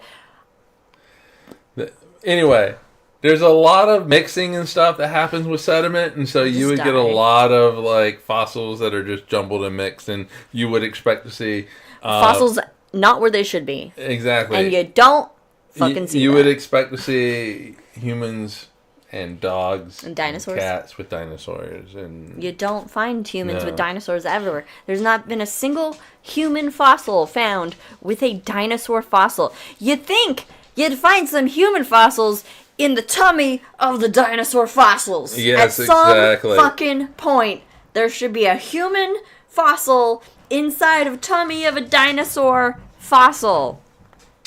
and that would raise all kinds of questions. Like, hey, dude, like, did dinosaurs give birth to humans? Wait, what? He's saying that it was such a good episode, too, implicating that now, not a good episode. I don't know what the ... All right. Okay, wait a minute. Hold on. Susanna, what? Are they for real? If you look at the layers of the Grand Canyon, you see all different life. Yes. In the layers where they're supposed to fucking be. Where they're supposed to be. And so, yes, they think that that the flood carved the Grand Canyon. They ignore every fucking thing else around it. How would a flood carve just a single Grand Canyon and not carve out... Okay, all right. Here's the thing. Here's what I want to talk about with Noah's flood. It was made by Paul Bunyan when he was sad and dragged his axe along the ground. I mean... Was he sad because of Babe? The blue ox? Babe the blue ox? Babe the blue ox. Okay. Here's a question that I have always had. Okay.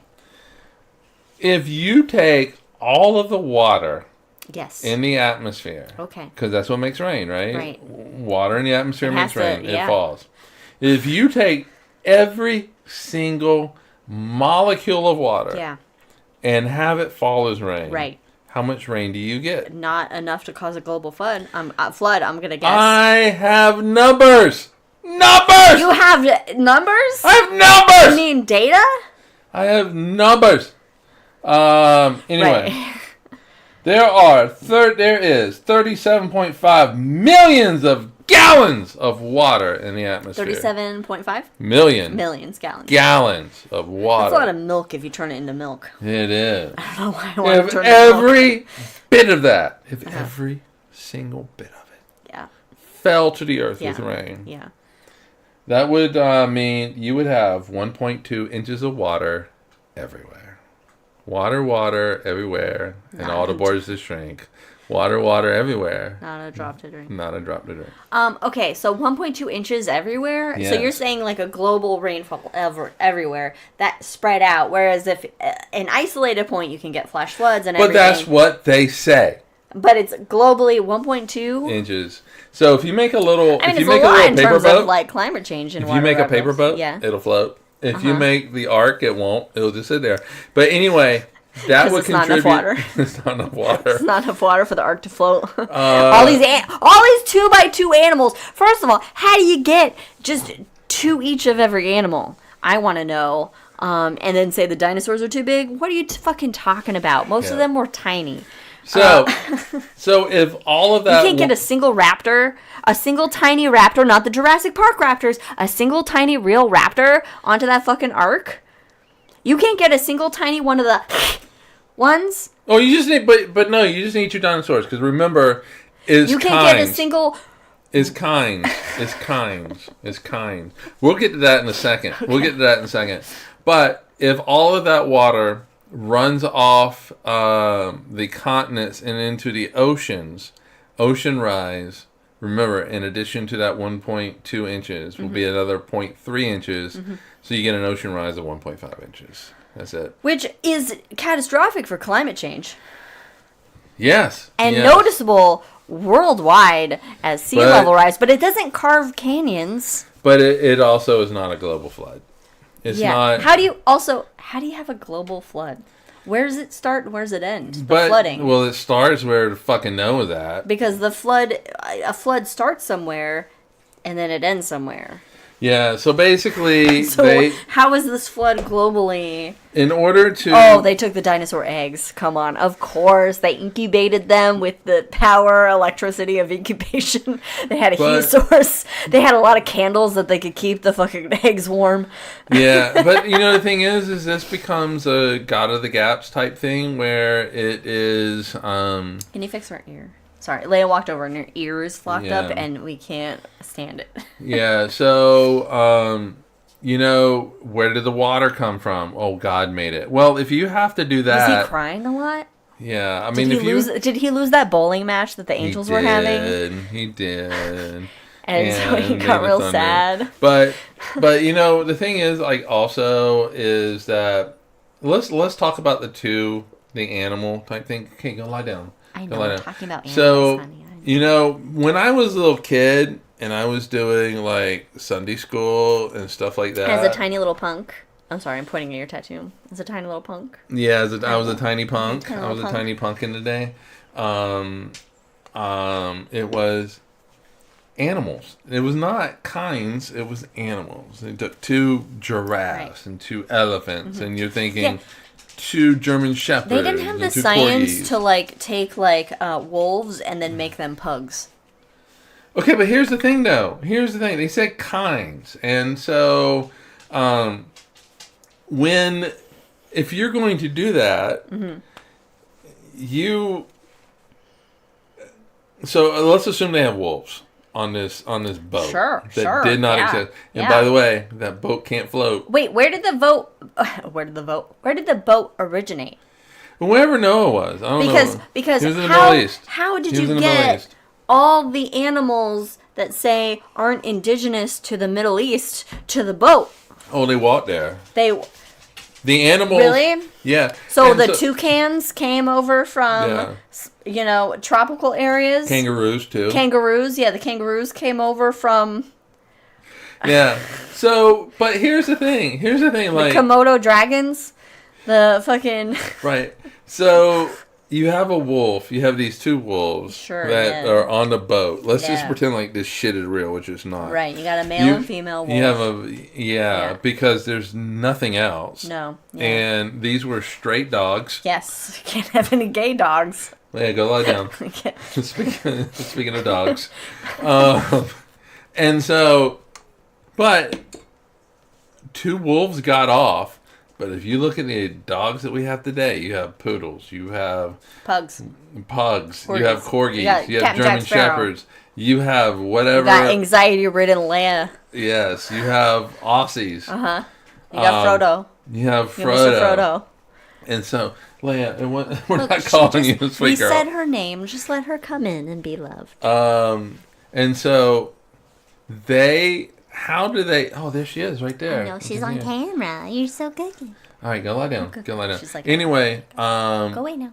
Go away now. you have to have evolution to go from that wolf to that pug to that chihuahua. It's not like two wolves are Make a chihuahua. Can you imagine? Just like one giving birth, and then all of a sudden it's like the fucking Taco Bell dog comes out. Yo quiero! And like, and then like, sorry, that was bad Spanish. I apologize. Yo quiero. Like the dad wolf is like, what the fuck? Who the fuck have you been with? Yeah, what is happening? Yeah, so yeah, we've been able to find, with modern science, figure out genetics to then breed certain traits to get a fucking floof to put in a fucking dog show.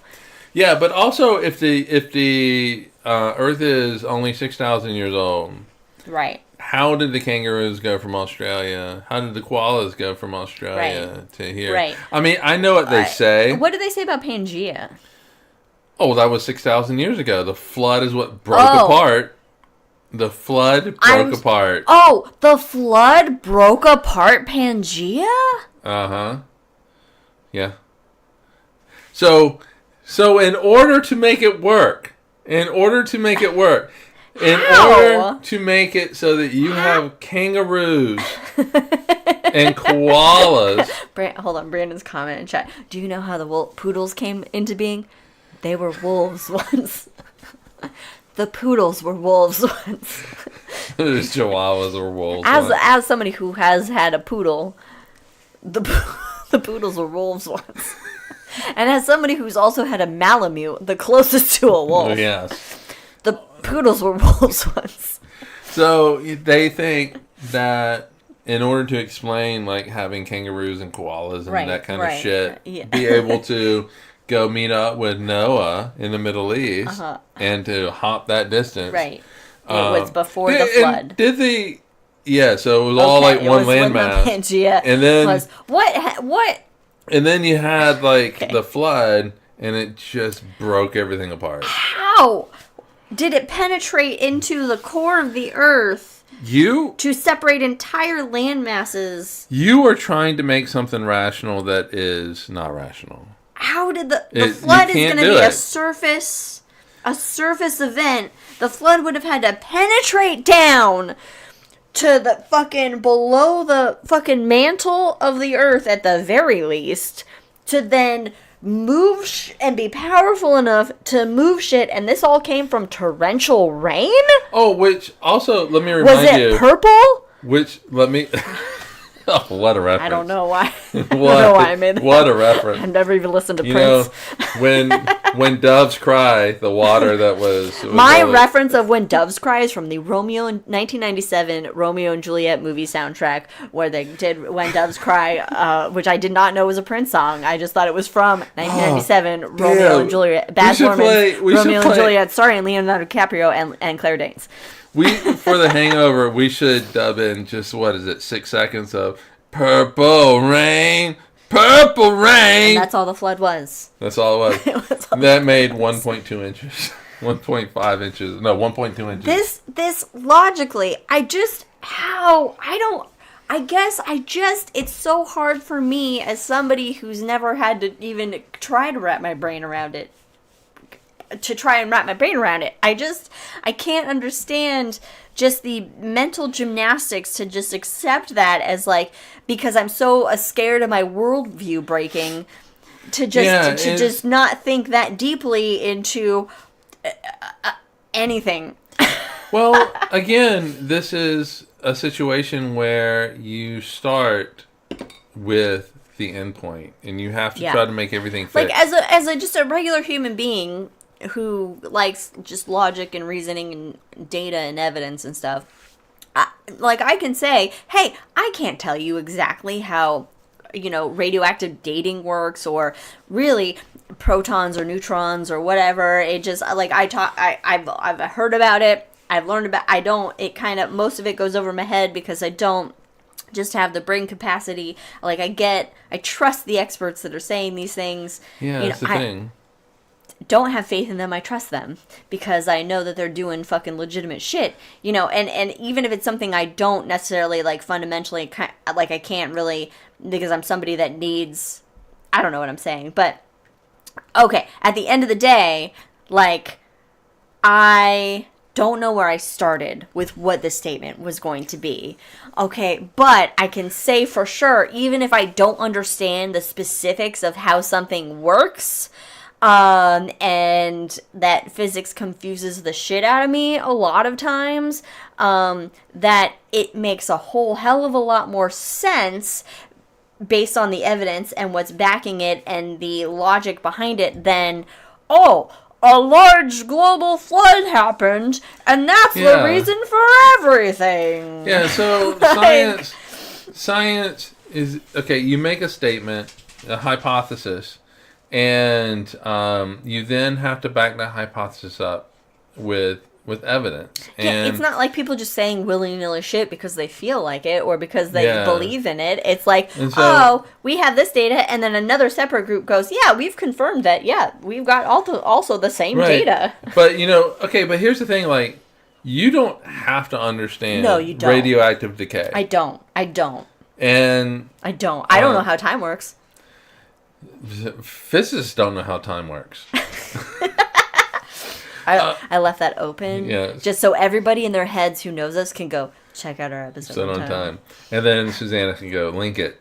And then I go, I don't have the energy for that shit. Yeah. So the thing is, though, is you and I do not have to understand how radioactive decay works. Mm-hmm. But there is somebody who does, and what they understand it to be is backed up by observation and backed up by experiment, and they don't have the degree from a fake university. Don't exactly. That is a deep cut to somebody else that we have, watched kind of on YouTube. But anyway, they actually also do not have an endpoint. They follow the data, and that's not what you find with young Earth creation. And a lot of time people complain. I'm always going to say I don't hear. Because it's like, oh, science changes. It changes. So how can we trust it because it changes? It's like, yeah, it changes because new data comes in, and so they can say, oh, this part wasn't right. This maybe this part wasn't right, so let's refine our hypothesis based on this new data to then explain X, So science is continuously changing, and that is a good thing. If you're locked into one viewpoint, into one thing, based on one thing, you're not... what is that doing? Like, that's not doing anything. You have to be open to accept, new data to change things. Like, we are saying, the universe is how old and blah, blah, blah, blah, blah of this, but there could be new data at any time from now to the future that, say, contradicts the information that we currently have, the data we currently have, and then scientists go, oh, shit!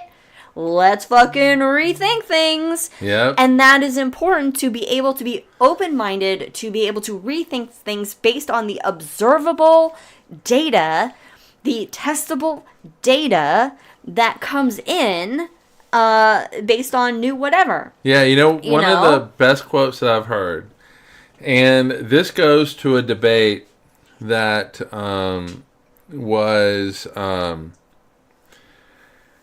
between Bill Nye the Science Guy and Ken Ham. And Bill Nye... I remember that. It was like, what are you doing, Nye? Why even debate him? Because it's not even going to go anywhere. So Bill Nye was given shit about doing this because it gives Ken Ham credence and all that kind of stuff and that type of thing. But the question was presented, and it's a really good question. Mm-hmm. And the question was... It was presented to both of them, yet slightly different. And the question was to Bill Nye, if definitive proof came that there was a God, what would you do? And his response was, I would accept the science. He would accept the data. He would accept it. Ken Ham was given the question of what would you do if a definitive proof came down that God did not exist? Which, by the way, you cannot make any experiment that proves or disproves God. But let's just pretend like this is an actual thing. And he was like, hey, I wouldn't accept it. It's not right. Yeah, and that's all you need to know. That shows a fundamental difference in thinking. Like, you know, I won't accept new data versus, I'm going to accept new data, you know. And that is a difference between a ideological viewpoint versus a scientific viewpoint. Yes. Okay. So Susanna reminded us that we want to talk about our favorite, and I would say not our favorite science. It was the science we find most like exciting or fun to perform, to do the science. Do you want me to go first? You want to go first? I'll let you go first. I think. Okay. Do we all know what he's gonna say? Oh, but I bet you don't. No, you're going to be close. You're going to be close. What is it that you're going to say? I don't know. Something like you would love to go to like the Large Hadron Collider and like smash some protons together. Oh, wait a minute. Oh, we're talking about an experiment? Oh, fuck yeah, Large Hadron Collider. To do science. Oh, I thought it was going to be like biology or physics or... That is physics. No, it is physics. What is the Large Hadron Collider if not just physics? No, because this is like real life. Because I did this. All right, so astronomy. Yeah, but what part of astronomy? Observational. Observational. Astronomy, because looking through not looking through telescopes. No, but using a telescope to get data. To get data from telescopes. So you're just sitting in a fucking telescope from like 12 a.m. to 5 a.m. Just letting that telescope do its shit while you're playing fucking Sudoku, and then you get the data back. No, you are not playing Sudoku. Anyway. Okay, storm chasing would be fun. Jack says meteorology, storm chasing, dangerous, but yeah, I can see the thrill of it, especially in the Midwest, Jack. I was 20-something. Sure. I was in my 20s. All right. And I worked at the Melton Observatory at the University of South Carolina. Uh-huh. And basically it was, get the telescope going, and I basically was a telescope operator for an astronomy class and stuff like that. And when it came to people wanting to use it for various shit, I would help them out with it. But me and another person, I'm not going to say their name, but we decided that there was a comet that was going to come through, and we wanted to get photometric readings of it. So basically, we wanted to hook a photometer up to it, and the photometer basically counts photons. Right. And it would look at the comet, and it would receive the amount of photons that it got, and we would record that data. And what we wanted to do was to see if we could see it rotating, and figure out its rotational rate. And we got data, but unfortunately we couldn't get, good data, or we couldn't get consistent data because it would be cloudy one night, it'd be clear, cloudy. The atmosphere, the bane of every astronomer. Yes. Unless you're observing on Hubble or Webb. Jack in chat says, according to the church, Mike in his 20s was 50 years after the flood. Was the world in color? No! The world did not happen. Demon emoji. Color did not happen until the 1950s. Well, actually, until the Wizard of Oz came out. The Wizard of Oz. So was that 1938? Sure. With Technicolor.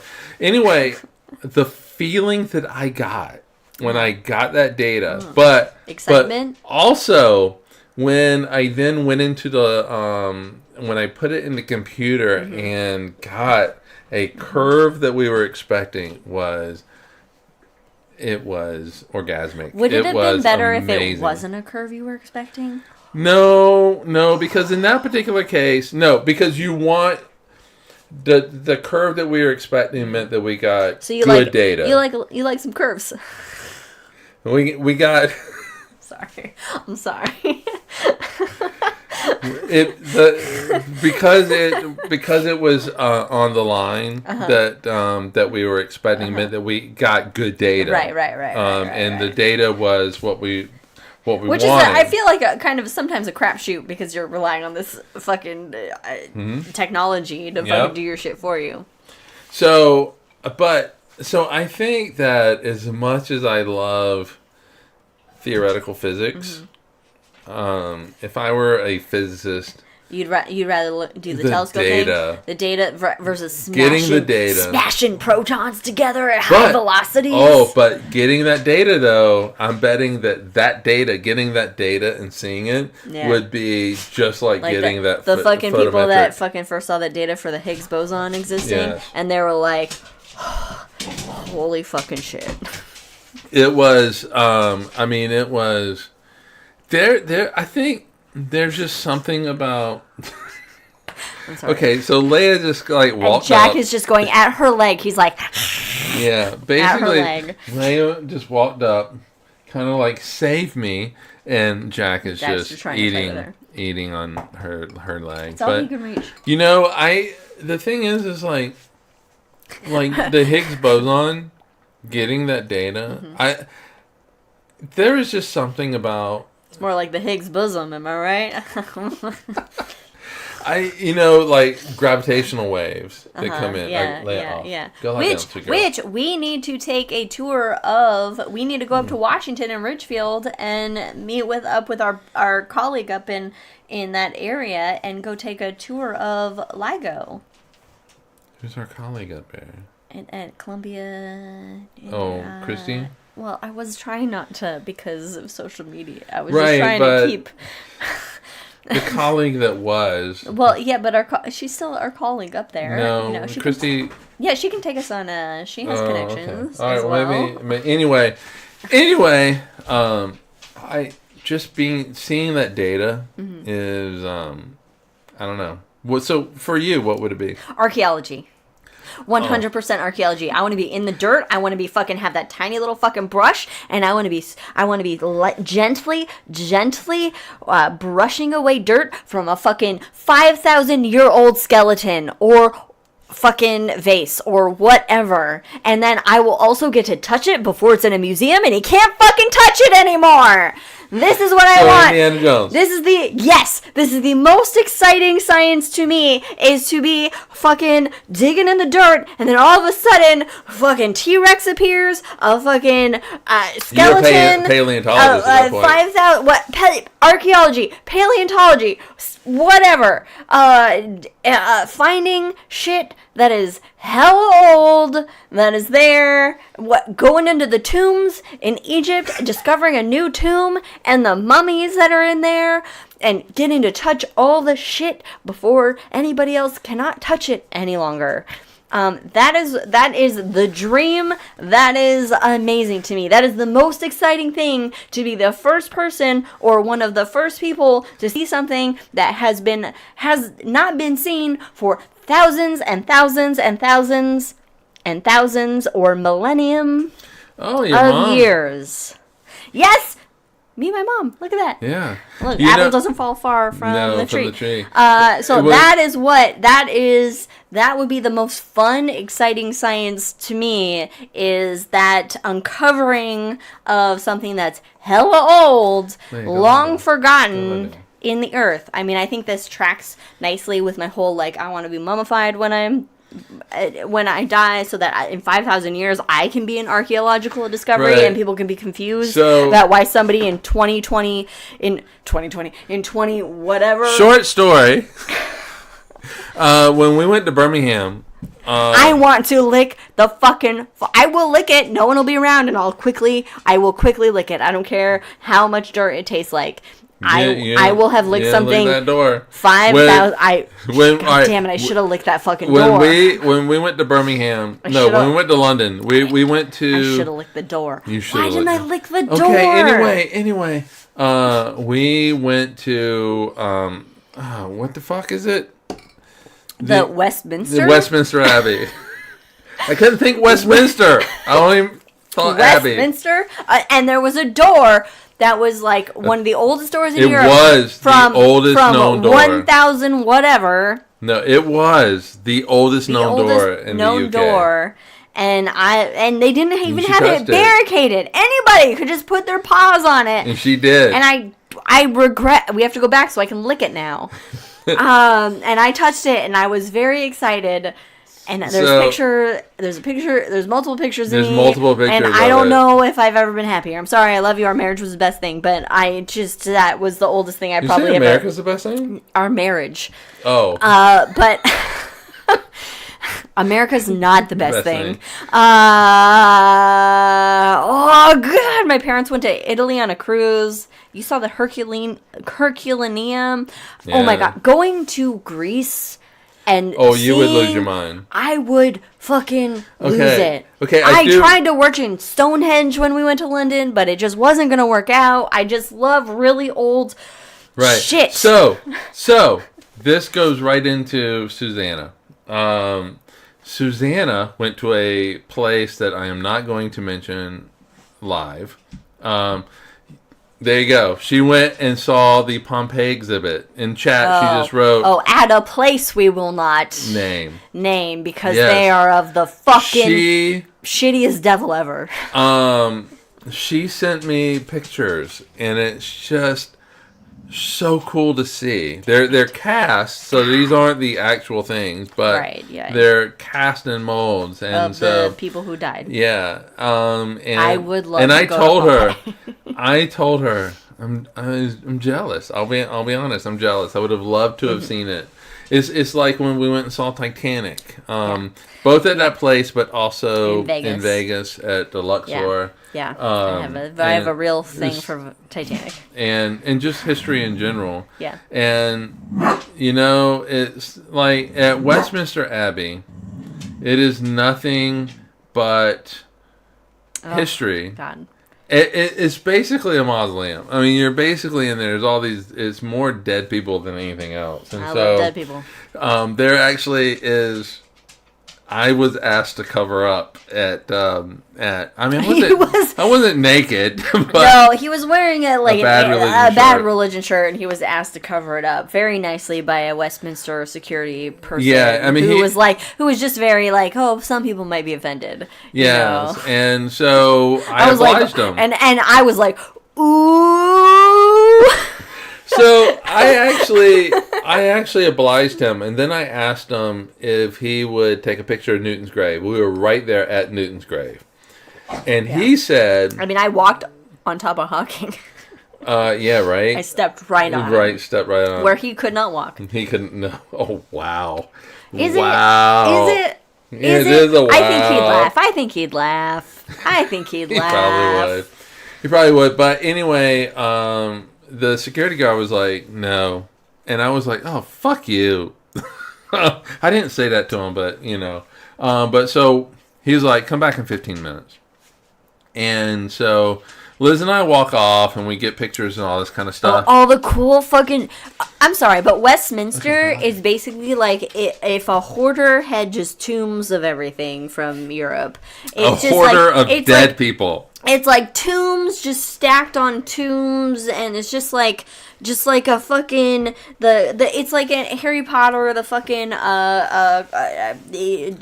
what do we have our own drawer of requirements. Yeah, yes. It's a fucking tomb of requirements. It's just tombs upon tombs, and some tombs are but these are like historically famous people. Yes, kings and queens and ladies and sirs and nobles and whatever and whatever. Darwin was there.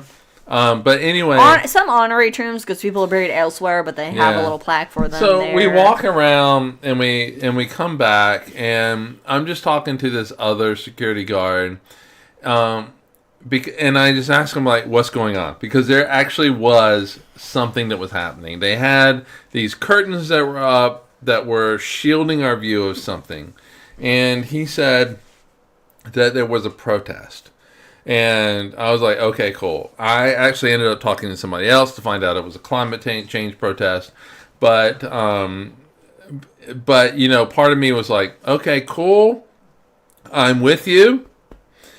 You're interrupting my fucking visit. Yeah, You know? it's really, we came here to see newts, really. Yeah.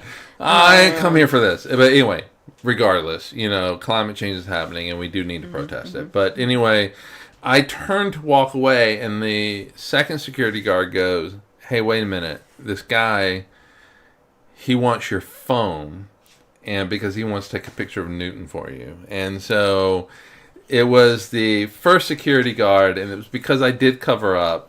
Because I was nice to him. He obliged I your quote request. unquote obliged or whatever. There was like a word he used, which I really kind of internally took offense to. But yeah,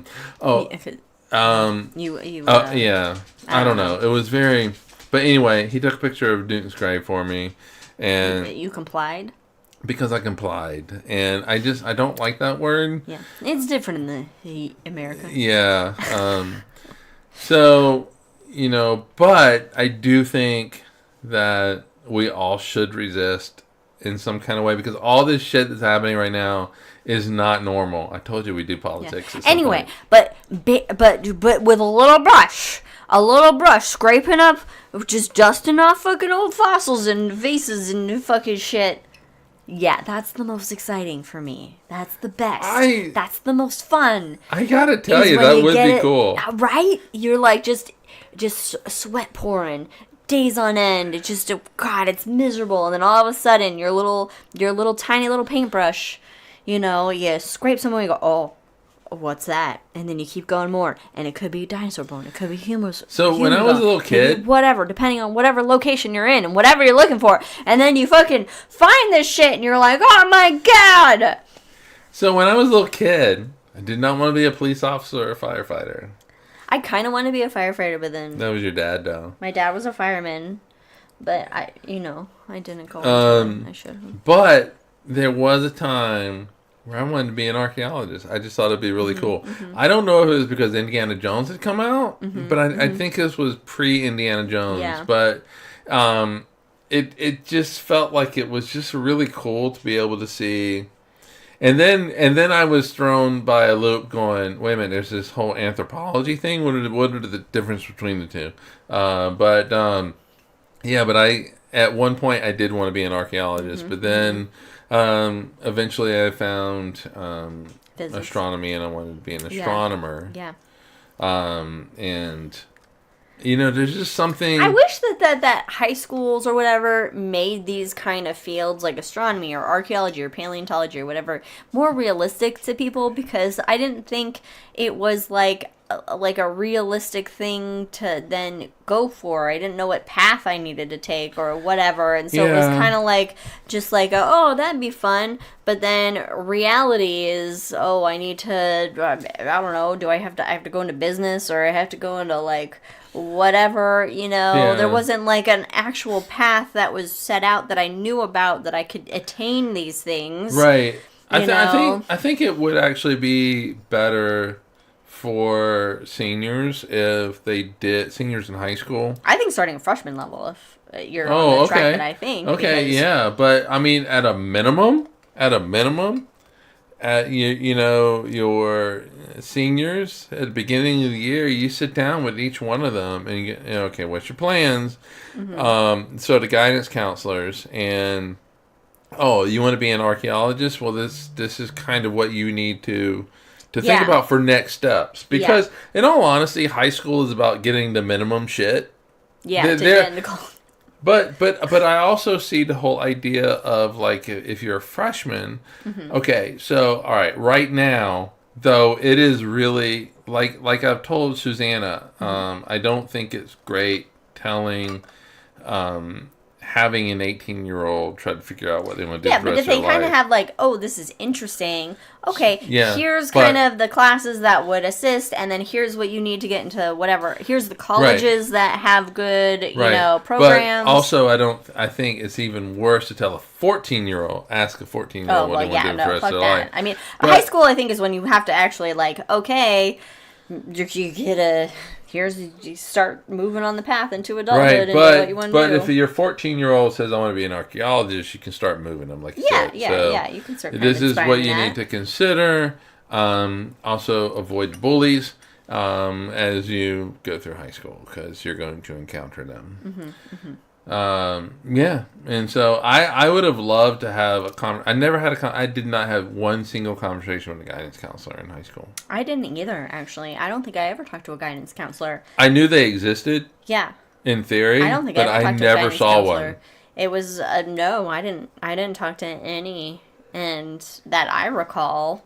There was only my biology teacher that talked to my mom because I ditched biology so much, and my biology teacher was like, "She's got a lot of potential. She should probably stop ditching class." My biology teacher said that about me to my mom too. Bye, Susanna. Bye. All right. Like and subscribe. Like and subscribe. But my biology teacher was my mom. So. Well, yeah, mine was not. Mine called my mom. I was like, hey, she's got potential, but she's ditching a lot. That would be really funny, like, if my mom got on the phone, and, like, the home phone, because she has a landline, which I think is crazy. She has a landline, and then she calls her cell phone, and she has a conversation with herself. With this about me. Yeah. And then documents it in her teacher records. Yes. Yes, I talked to Michael George's mom about his... Or if she really wants to make it, like, legit, she could call my dad. I think it would have been great to have a little bit more guidance, a little bit more like, hey, this is a legitimate thing, you can proceed, and here's the steps you take to get to X destination. It would have been great, because I was very much like, I don't know what I want to do, I don't know what's possible, I'm not good at math, I'm not, Oh, there's 2 comments. Oh my god. There's 2 comments. Okay. Brandon, hairdresser. Brandon took a test and he was going to be a hairdresser, which, alright. No, he was not. We might not know. The test suggested. Yes, I know. The test suggested, which, interesting what answers you gave to the test to suggest hairdresser. And then Jack's bio teacher had to call home when he fainted during dissection. That's funny, Jack. I don't see you as one that would faint during dissection, but apparently as a little Jack.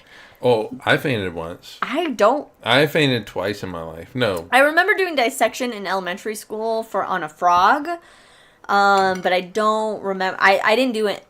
Anatomy and physiology in high school, so I didn't do any kind of dissections later in high school. It was just a frog. I remember a frog, or no, it was like a cow or something. I don't know. A cow's eye. I remember a cow's eye in elementary school and a frog in elementary school. But I love dead shit, so I wouldn't. And I've been watching horror movies forever, so I wouldn't faint anyway. I didn't have a problem with dissection. I actually did all right. So, like, if anybody wants to, like, it has access to like autopsies or whatever, I volunteer myself to observe any kind of autopsy or medical examiner shit. I'm in on it. I would love it. I was going to love to get that for you as a present. But anyway, when I was in high school... It was a baby shark? Baby shark. No. Oh, don't do that. It's old now. Nobody cares about baby shark. Oh, but it's going to be stuck in your head. It's going to be stuck in your head. Anyway. And it was juicy. It was a juicy baby shark. Well, all that formaldehyde to keep preserved. When I was in high school... Oh, you took your frog home, Mom? You got a frog? First of all, you got a frog to take home to what?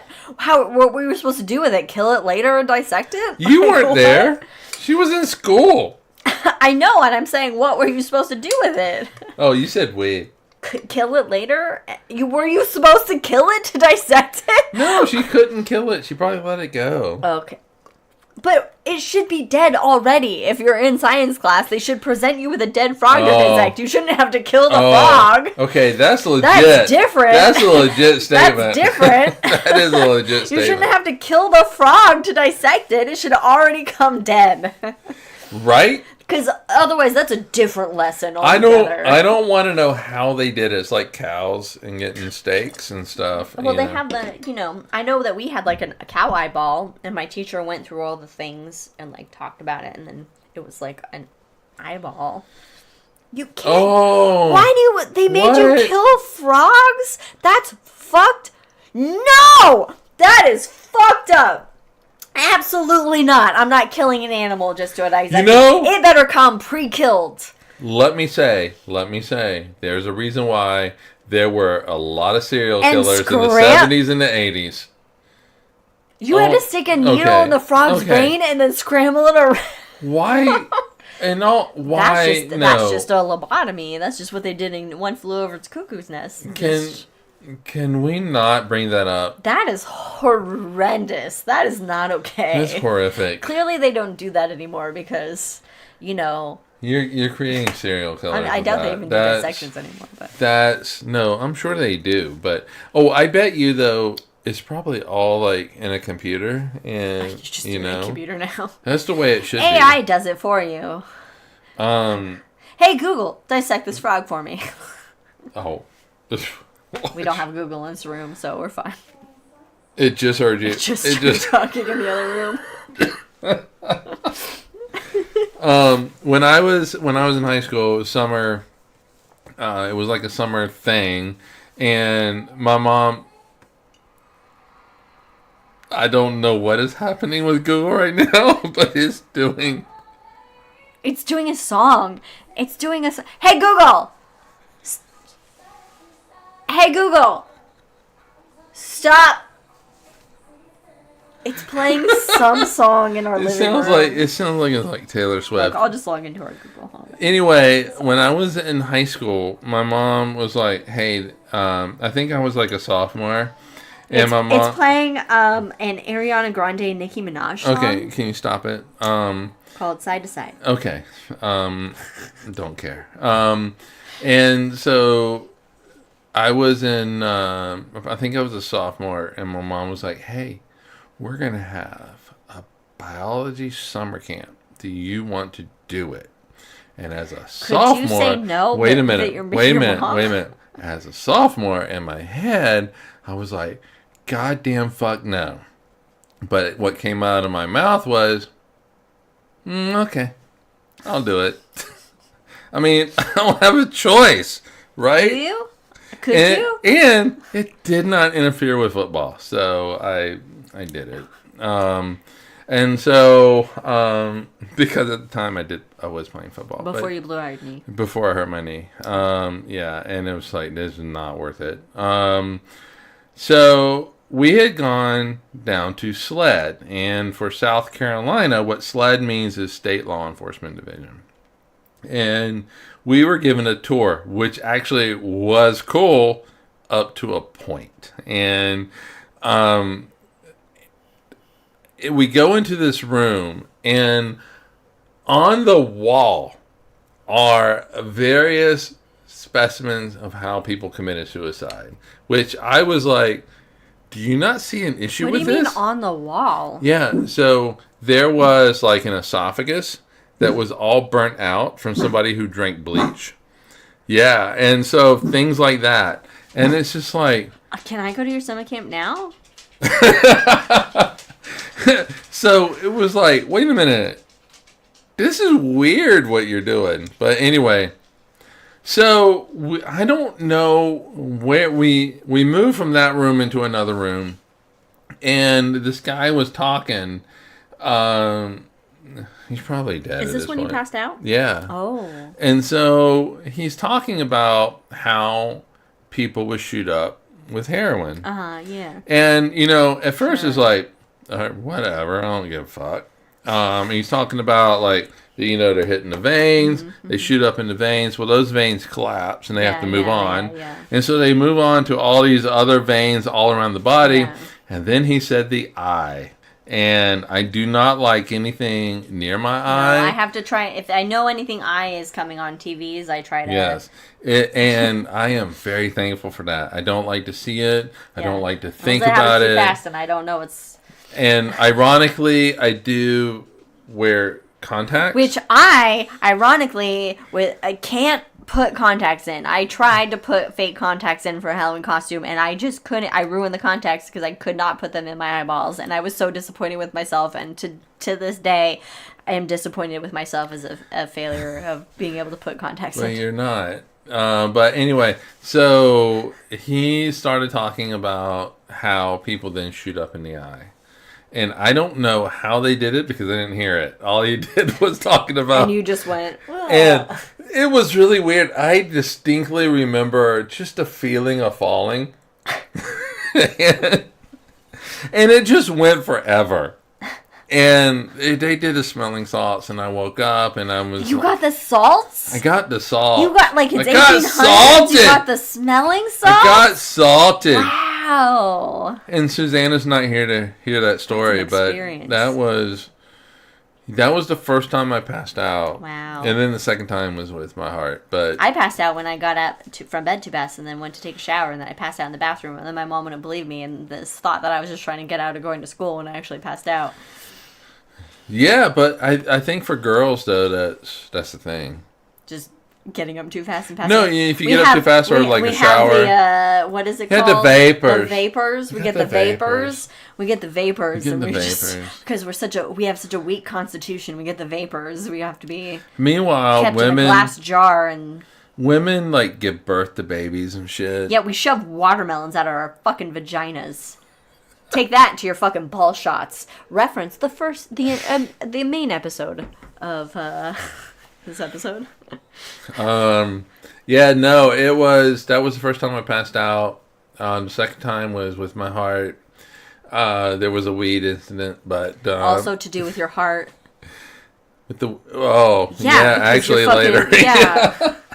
But yeah, it's I don't know, man. So you want to be an archaeologist? That would be really cool. I think that is just the fun. I just think that's a fun science to do is archaeology. Yeah. It's just you know what I think's the funnest? I feel like a lot of it's miserable because you're in like a hot desert area. Most likely, I don't know why it's always a hot desert area, but just that first when you're uncovering something, that moment, and you're the first person to see this thing that has been buried for how many thousands of years, and also you get to like be the first to lick it and shit. Like that is the I think that's goal. I think it's official archaeology test. Yes. To lick. What is the funniest? What is the funnest is economist. Being an economist, numbers. That's not a science? It's like a social science. Yeah. All right. Okay. Wait a minute. Hold on. Are we? Anything to do with math is not fun. It's all math. Even archaeology, you have to radio date that shit. Yeah, but it's not that... Yeah, you got computers to do that shit. The fun shit is the physical labor of getting that...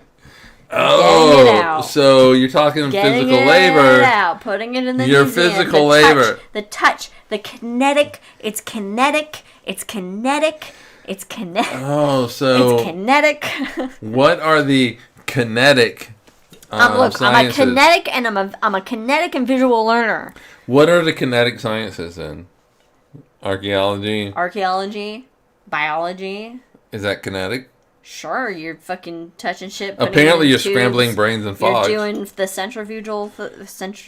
No, but you're not doing that. Spinning it. You're putting stuff in the tubes. You're slurping. You're slurping out of the things, and you're putting it in the things. Okay, economists are putting numbers in a computer. That's typing on a keyboard. And look at how well economies are doing today based on their fucking shit. How well's trickle down working? It's not. It doesn't. No, it's not, and it's not gonna. It's not, and it's not gonna. It's just an excuse the wealthy people make to not pay taxes. I would love to hear what Brandon thought would be. But no, observational astronomy. That is all. I mean, I don't know. It would be fun. Like, you're spending your nights at Kitt's Peak Observatory in Tucson. I'm just referencing that as because I've been there. Ron Proctor? And like getting that data and then seeing what comes from that data. Like getting those first images. Right. Those first web images and being like the first person that sees this shit. That's what it was. That is exciting. That is fun. That is also, I think that is, if not equivalent, slightly equivalent, maybe a little less than equivalent to an archaeological dig. No, it's the same. It's the same. It's slightly the same. It is completely the same. It's like 1% less than an archaeological dig because you can't touch the fucking nebula because it's 10,000 light years away. But you can't touch the galaxy 13 billion layers away. It's the first galaxy ever existed after the Big Bang. You can't fucking touch it, but you can touch the person that lived 10,000 years Now you can lick those fucking bones. That's exhilarating. You get 10,000-year-old dirt in your mouth. Exhilarating.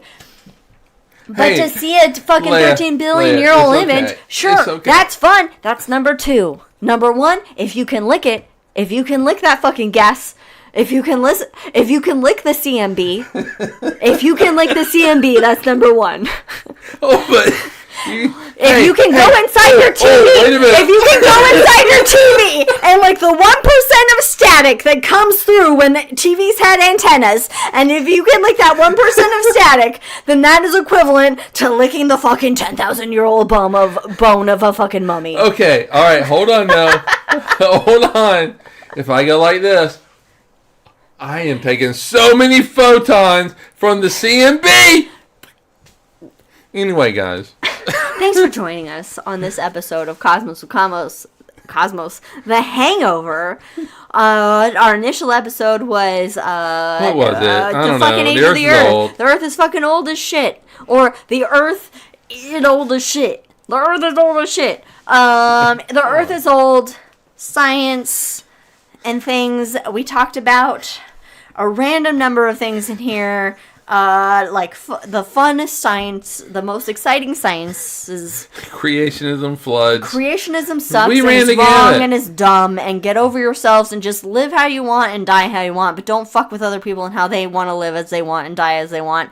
Moral of the story. People Ice fainting. fucking sucks. Fuck ice. Thanks for joining us. You can follow us on all the things at Cosmos the Cosmos, at Drinking Cosmos on the one place that fucking is shitty.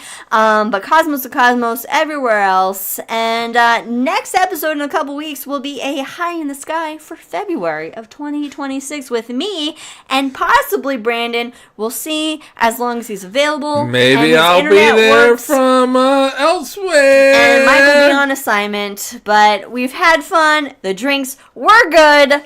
Thanks for joining us, everyone. And we'll see you next time. Cheers. Bye, everybody. And resist. This is Resist. not normal. Fuck ice. And this resists. Lick them bones. Lick all the bones. Lick all the Lick bones. all the bones. We're out. We're out.